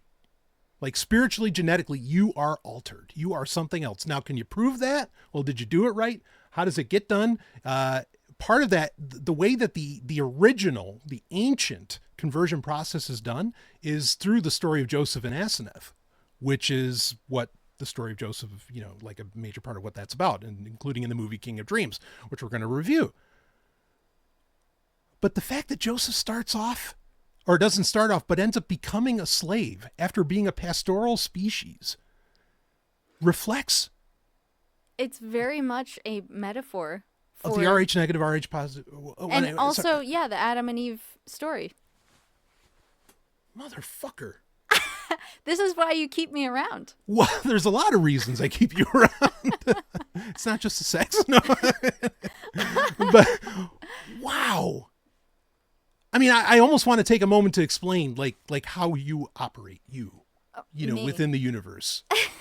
But I don't know if we want to take that time. Yeah, I would love to take the spotlight at some point. Yeah. But it doesn't have to be right now. I Yeah. mean, we can give this movie a review. Well, I'll just say you are representative of the Shekinah, and you intuitively understand things and see things that all the writing in the world will never encapsulate. And that's it. That's all I'm going to say on it. Thank you. And you just proved it. Because, I can't tell you how many commentaries I've ever read that never talk about that. And that's really something. Granted, that's not exactly like in the text either, but it's implied heavily, as much as anything we were just talking about with Serpent Seed. So that is wild. Yeah. Okay. So let's leave the listeners with that thought. Yes. And maybe we can explore that in a future episode. Yes. Okay. So Joseph, King of Dreams, a sequel to Prince of Egypt. DreamWorks is like major, and for some people considered to be the greatest animated movie ever made. It's certainly beautiful. Of course, it's about the story of Moses. Very much a lot of creative license taken, as there is within Joseph, King of Dreams. But I'm going to say this out front, and you let me know if you agree or disagree. I think this is the better movie. I do too. Yeah. So the budget might have been a little lower. Yeah, it was direct to video. Yeah. With the animation, I mean, I still think it's a beautiful animation style, but you can tell it's not as smooth as the first one. Right. Some of the shapes are a little funny, but it's still charming. And it's got these wonderful musical numbers written into it. The soundtrack is amazing. I really love the soundtrack. Yeah, and you're hard pressed to like best a song being performed by Whitney Houston and Mariah Carey. Holy shit. Like, good luck trying to beat that, but I think the soundtrack does. Right. Yeah. And there's some interesting symbolism in this story. So like Joseph's father, do you want to talk about this? Do you want to talk about who played Joseph's father in this movie? This is fucked up. This is fucked up. You folks. guys are gonna love this. No, this is nuts. And like, we did not plan these two conversations. It just happened to align. To come together. Yeah, what a strange coincidence. Beyond strange. Well beyond strange. Okay, but so somebody in the year 2000 had a really dumb ass fucking idea. Okay, but at the same time oddly brilliant. So the person who played Joseph's father. Okay, well let's be clear. So Joseph is played by Ben Affleck. Right. Okay, which is amazing. A very young Ben Affleck. Yeah, he easily his best work outside of being Batman. So, I mean, there's a great. I bring this up because the voice cast is incredible in this. They even got the gal who plays Asenath, is the same woman who played Ariel in The Little Mermaid. So tremendous voice. Okay. Yes, great vocal artist. Yeah, exactly. Okay, so the person playing Jacob, who is the father to Joseph, and of course Jacob, who became Israel. Okay, right. So Jacob. Yeah. So in Judaism, in popular, in popular Judaism, we say that we're the descendants of Abraham, Isaac, and Israel. Okay, Israel is Jacob. So Jacob is voiced. So again, the father of all of Israel. Okay. All Jews. Jacob is voiced by Richard Hurd. Some of my science fiction sweaties listening might already be laughing, but they'll know who Richard Hurd is. Okay. His most popular role, and he's done plenty of great roles. He was an admiral in Star Trek Voyager. He was an admiral in Sequest. He was awesome in Sequest. But far and away, like if you go type it up in Google or some Google Images right now, I guarantee you the picture that's going to come up first. Because far and away, the thing he is best known for is playing the character of Jonathan in the 1980s franchise V. Which is a series about a reptilian lizard species who comes to Earth. To conquer it. Yes, at first they're very friendly, but then the mask falls away, both literally and figuratively. Yes. And they just show their ugly selves as wanting to take over Earth for resources. Right. And the grand reveal in the original V miniseries of the world finding out, not just Michael Donovan, but of the world finding out that the aliens or that the visitors are actually reptilians underneath their human skin, is the character of Jonathan. So this is like a cultural meme par excellence, is that Richard Hurd is a lizard person.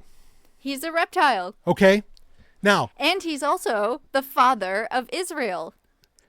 Some genius said, get Richard Hurd to play Israel, to play Jacob, to play the father of the Jews.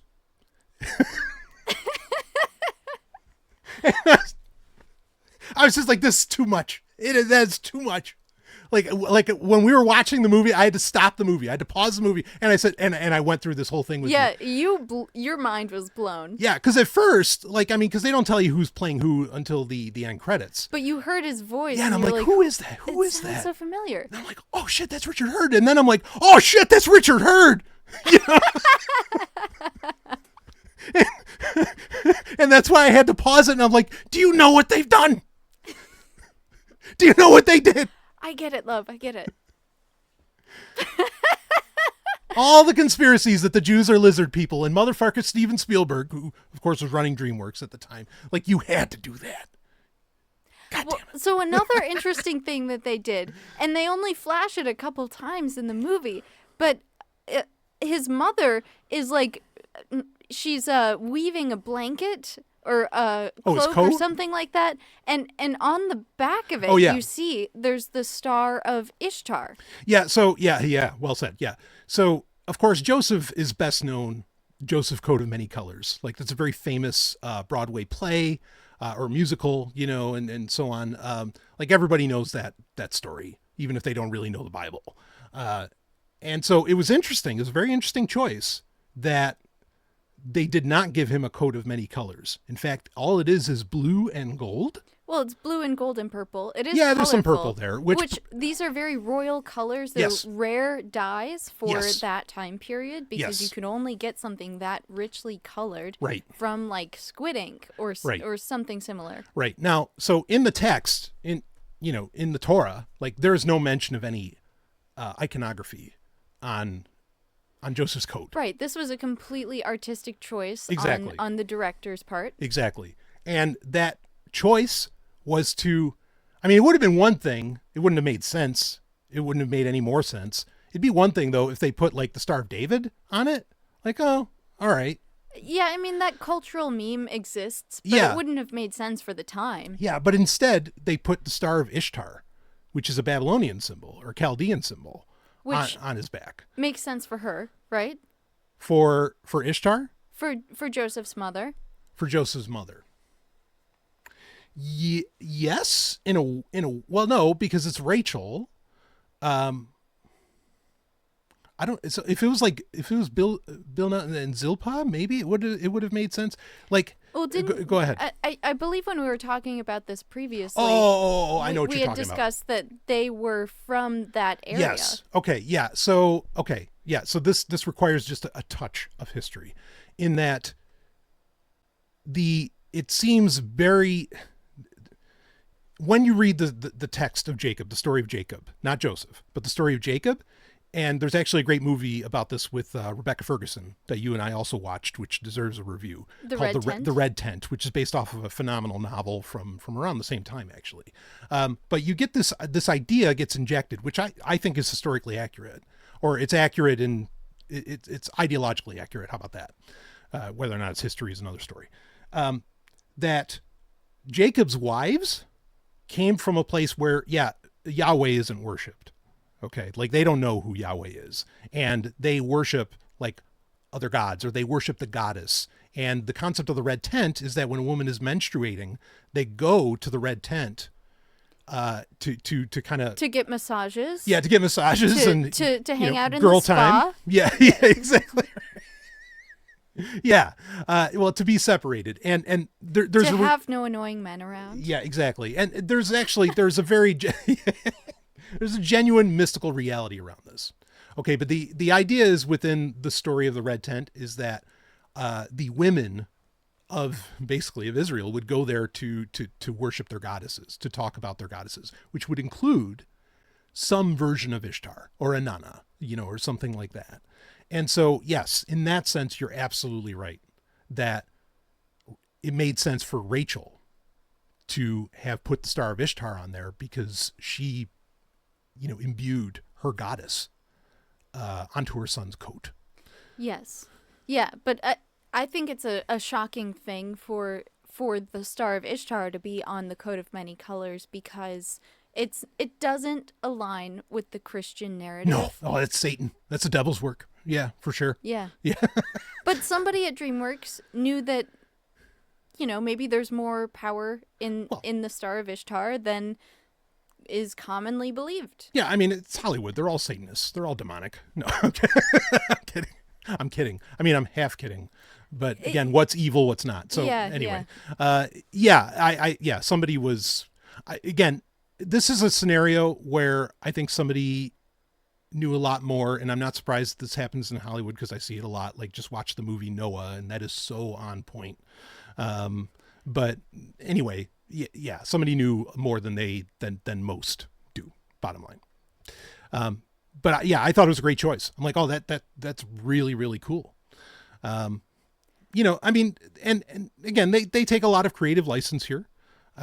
With what they portray, but I think it's a lot of fun. I love that Mark Hamill plays Judah. Like I enjoyed that. Yeah, so they tell the whole story of Joseph and how his brothers were jealous of him, they didn't like him, and they sold him into slavery. Right. He ends up in Egypt. Right. Is there more detail that you wanted to cover in that story before we jump to the next part? I'm not exactly surprised. So here's something that adds to what you were saying, that brilliant observation that you made earlier, is in Genesis or in Midrash Rabbah, Genesis Rabbah, it's talked about that Potiphar, who is the Egyptian overseer, whatever, that ends up, or priest that ends up buying him, okay, and is the father of Asenath, that he actually bought Joseph because he was so handsome, he was so good looking, and he bought him for a sex slave. Wow, that's an interesting theory. Yeah, certainly not in the movie. No. But there's ways in which, like, Potiphar gets punished that gets included in most of these stories, including kind of in this one. That the Midrash would say, well, that's why Potiphar got punished, because he was sodomizing my boy. He was sodomizing.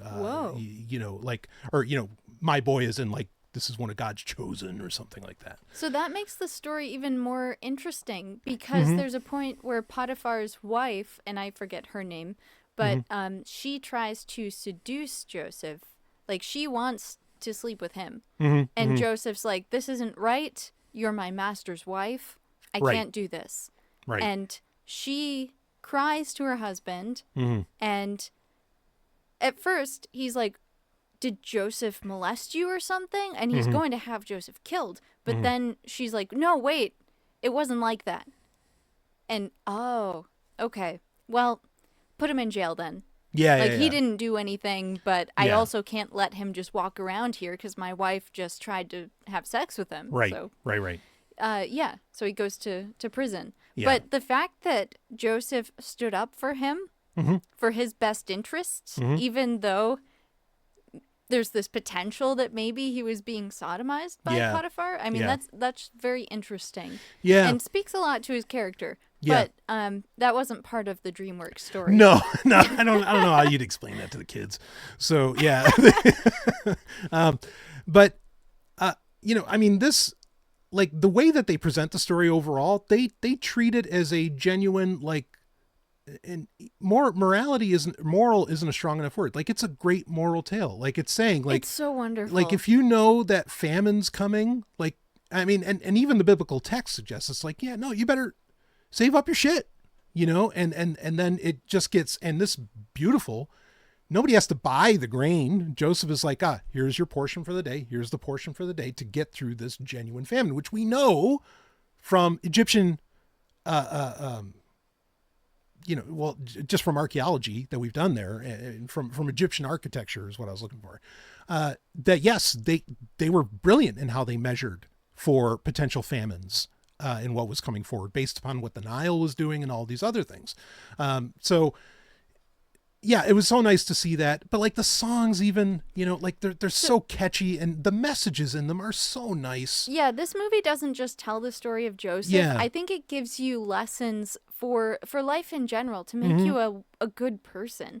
Like, the first song that opens up the movie is about Joseph being a miracle child. Yeah. And while there's parts of it that I think are funny because they're actually, like, kind of shitty, like Joseph's brothers want to teach him everything that they know and teach him what it means to be a family. But his father's like, no, he's not going to go play with you guys. He's going to stay here with me and read scrolls. Right. And you guys are going to go dig in the dirt, and he's going to be here learning, and I'm going to teach him myself. You guys can't teach him things. So he's isolated from his brothers in a way.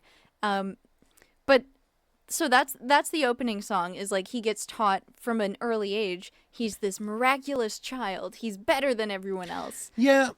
And then the next song. Well, can I touch on that for a minute? Yeah. Like, I think that there's because you're right. It comes off as very what's the word? Like conceited, you know, A little bit, like it yeah. sort of can. But at the same time, when you consider what Joseph is going to end up going through, I think kids can be so resilient as long as they know you are loved and you are special. And that's really what that song is ultimately kind of saying in the abstract, you know, and I think Joseph was able to rise above because his parents showered him with that affection. Right, because he believed that he had a special gift. Yeah, I and mean, he and yeah, did. right. I mean, and the song is "You're a miracle child," and it's like, oh, well, the other kids aren't miracle childs. Well, I mean, that's crap. You know, I mean, come on, Judah's being played by Mark Hamill. Talk about a fucking miracle child. Woo, woo. Let's go. Mark Hamill is, yeah, for sure. Yeah, okay. But like in the story, his brothers are not treated well. Yeah, they're right. Well, Judah fails like Adam, and that's, you know, They like- do. like- They fail the test. they fail to protect. Yes. And so like there is a repeat of that narrative, which is really interesting. Okay. So anyway, but I think like every child is a miracle. Let's be clear on Yes. that. And I think this is a reflection of give kids that message, and I think they can get through anything. Agreed. You know? And that's a beautiful thing. So please continue. Yeah, it brings out the best in them. Yeah. So the next song is, so what happens after that song, Joseph is trying to, like, watch the sheep with his brothers, and his brothers kind of trick him into watching the sheep while they go have fun swimming in a pool, in a lake or something. And then wolves show up, they chase Joseph, and he saves the sheep, and his brothers are like, oh no, what happened? And his father realizes that they weren't tending to the sheep. But this Right. is important because the night before, Joseph had a vision, a dream that felt very real to him, where he was being chased by wolves. And then it happened the next day. And he's like, whoa, what the heck? And his father was like, oh, I get it now. You have a gift from God. You have this Right. gift of sight, of Right. future sight. So that's when Joseph learns, oh, these dreams actually do mean something in real life. And this is my gift. So the next song is his mother saying, like, look, everybody's special. Yes. Just because you have this gift, like, that doesn't mean that you're more special than your brothers. Exactly. Which e- we've been saying this whole episode. Yep. Yes. Yep. Yep. Love that. It's a beautiful song. Yeah. Yeah. And it really is wonderful in the sense that it teaches you to, like, have compassion for everyone. Yeah, you know, kind of what might be the magnum opus of the soundtrack is "You Know Better Than I." And this is when he was in prison, is when he's singing this song. Yeah. I mean, I guess we should take a moment to like mention "Marketplace," which is all about like Egypt, Yeah, and that's a great song, even though it's not like about like it's not meant to be like the good guy song. Like it's still a great song. it's meant to be vast and Right. and it's very like there's a chorus of men with very deep voices singing it, so it feels very large and big and deep, and there's like this sense of history of thousands of years. It's being talking conveyed. about how great Egypt is. You're in the land of the gods, and look Yeah. at these amazing monuments that we've built. Yeah, which in one sense not exactly inaccurate. But it also says, like, some will live like kings and some must sacrifice. So, like, all of this greatness is built on the backs of slaves. Yeah, which, okay, when it comes to accuracy, there's debate around that. And right? we should talk about that in a future episode because, Yes. like, there are questions about, like, were there actually slaves right. in or, Egypt? Yeah, or did they want to do this? Or And- were they actually building the pyramids? Right, even that, yeah, and certainly future episode. Yeah, I really compare it like Marketplace because it is such a catchy, like it's such a fun song to listen to, and it is kind of badass. I compare it to like the Imperial March in Star Wars, where it's like, okay, it's celebrating like this insane fascist blah blah blah whatever, but man, those Star Destroyers are fucking huge and They're they're so fucking powerful. awesome. Yeah, you know, like when do I fly one of those? Yeah, So exactly. yeah, it's very comparable to that, and you can't help but get charged when you listen to the Imperial March. And I think Marketplace kind of is a kid's version. Anyway, Yeah, but there is that, like, tinge of sadness because, oh, all of these people are, like, living their entire lives just pulling rocks around. And that kind of stinks. But yeah, Yeah, and then after that you have what is it? Whatever road is at your feet, or So when Joseph goes to prison because Potiphar's wife tried to seduce him, he's trying to find a way to go on, and it's a very dark time in his life. And the only way he survives, he says, what gets him through is Ashtaroth bringing him food while he's in prison. Yeah. And so, like, in the movie, there's this scene where he's, like, taking care of this one lone tree that's growing inside of the prison because it's, like, a dirt floor, and there's a bunch of rats. And anyway, You Know Better Than I is that song about him just trusting that he's here for a reason and that he's going to make it through. And I think it's really a song about resilience, and I don't like to use the word faith, but that's what it is. It's like him having faith, a belief that there is a greater story going on, and he doesn't have to see the full picture to believe that he is an important part of it, and he's going to make it through this. Yeah, this is one of the areas that I really applaud the film overall. You actually, like the songs particularly are not Christian songs. They're not even really Jewish songs. Like, they're not, and what I mean by that is they're not songs that they don't really mention God. No, it's not more really. there is talk of, of like, you know better than I, but they never say like God knows better than I, the Lord knows better than I. It never says anything like that. It is just more talking about like this universal. And I really love that. Yeah, and there's some great force at work, but yeah, exactly. But what that is a mystery. Yeah. I mean, that's where I feel like this whole movie plays at such a great universal spiritual level. It's not a Jewish movie. In many ways it is, yes, but like, it's not a Christian movie. It's not, which probably why Christians don't like it. It plays with very spiritual universals, which is wonderful. Yeah. And that song is so epic and beautiful. It is. And the song you mentioned a moment ago, when he's first taken into slavery and he's in Potiphar's house, the song, you've got to take whatever road's at your feet. Yes. Like, make the best of the situation you're in. Even if you don't have control over it, just be your best self. Do what you can, and just trust that things are going to work out. And that's what he does. He gets elevated in position in Potiphar's house because he has a good attitude. Yeah. Again, every song, more or less every song, minus maybe Marketplace, I really feel plays off of like just very, again, spiritual universals. It's the word I want to use for it, or the term. And then of course the song More Than You Take, I love that song. So I sing that song all the fucking time. It's wonderful. Yeah. And it is a reprise from an earlier song in the movie, but it's beautiful because that song is about, collecting there's before the 7 years of famine, there's 7 years of wealth, basically, of this, great harvest every single year for 7 years. And so during that time, they're building up the stock. And filling up the granaries. Yeah, exactly. And then when the famine comes, all of Egypt is showing up to the granaries, and they get to take back what they put into store. Yeah. I mean, and again, the lyrics are basically, or the chorus of it is basically, you got to give a little more than you take, which has more meaning than just, because I know the capitalists are already freaking out, like, that's wealth redistribution. What the fuck are you doing? Just it's communism. Leave it better than you found it. Exactly. That's the idea. Yeah. I always love, I think it gets attributed to Buddhism or something else along those lines, but I also think it's one of those like spiritual universals. Like leave a footprint and nothing else. You know what I mean? like basically, leave it better than you found it. These kinds of ideas.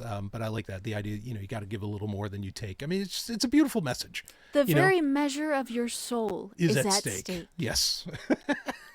It's very nice. It's very nice. It's a beautiful song. Yeah. And then there is a song Bloom as well. Yes, the song Bloom was at the beginning. Yeah. That was his mother basically saying, like, no one's more special. That's like, right. All of these flowers are beautiful in their own way. Yeah. So I mean, and the sad part is this soundtrack is not officially released anywhere.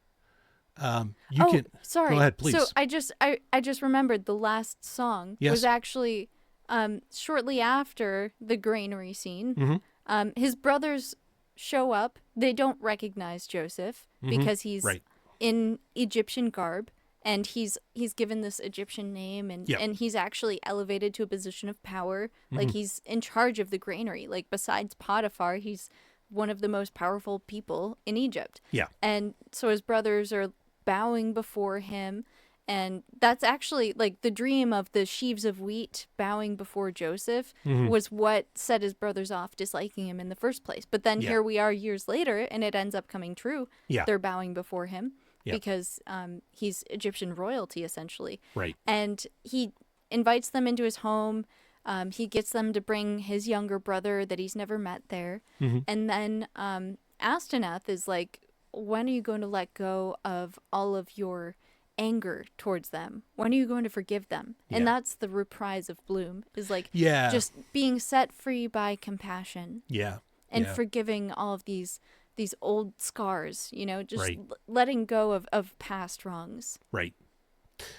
Yeah. Yeah. Again, it's just a beautiful story, and it's not a long movie. Like I think it's like an hour and 15. Like, I mean, there's not, it's a shorter, cause again, it was direct to video. Sadly, I think it should have been in theaters. Like I said, I think this is, and again, sad part about the soundtrack, like you can find it on YouTube as a playlist, and thus through YouTube Music. But as far as I know, officially, it's not available anywhere else. Of course, I have it on Plex because Of course. I'm me.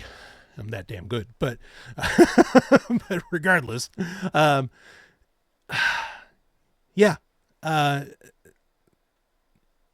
it's It's a powerful story. It is. And there's so many life lessons wrapped up in it. I think it's wonderful. yeah.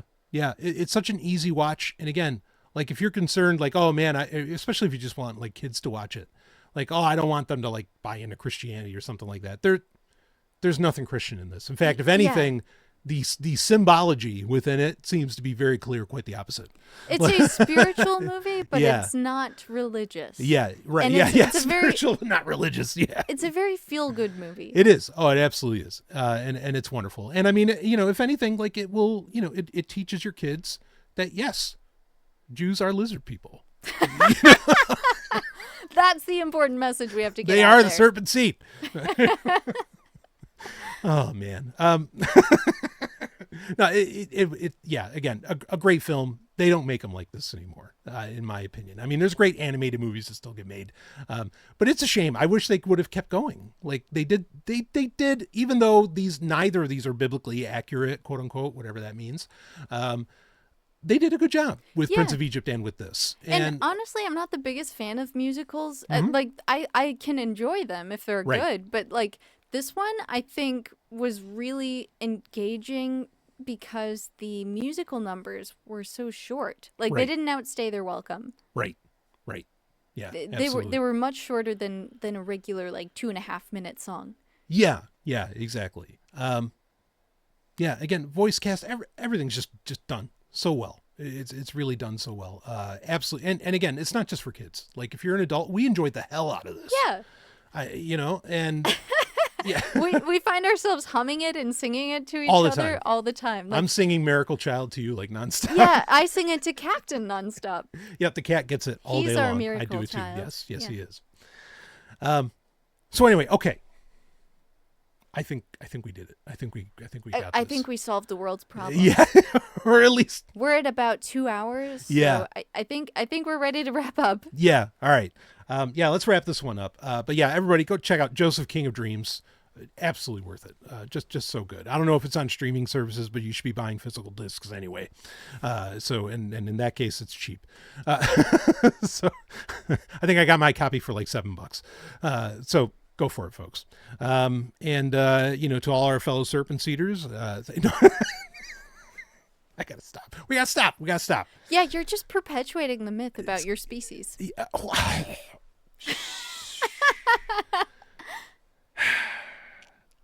We got to wrap it up. All right, folks. Ellen, thank you. Thank you, Brian. Folks, been a pleasure. Yes, we will see all of you on the other side of the alien civil war. Wait, no. We'll see you on the other side. There's my finger. Okay, yeah. Whew. Oh, what does that mean? All right, one eye. All right, there it is. All right. You're looking very Egyptian today, I have to say. Okay. All right, really, that's it, folks. All right, bye. See you later. You just experienced Sexoterica, This show, while fun, includes extensive original research that is only possible by funding from people like you. Go to patreon.com/Sovryn if you'd like to donate. And if you enjoyed the show, please like, comment and subscribe or leave a review. From all of us at Sexoterica, we love you and we thank you. We really, really do. Testing, 1, 2, 3, testing. Here you have the art, clear and entire. If you do not understand it, it is well. It's best it remained concealed and not public. Hey, Sibulba! Poodoo. Poodoo.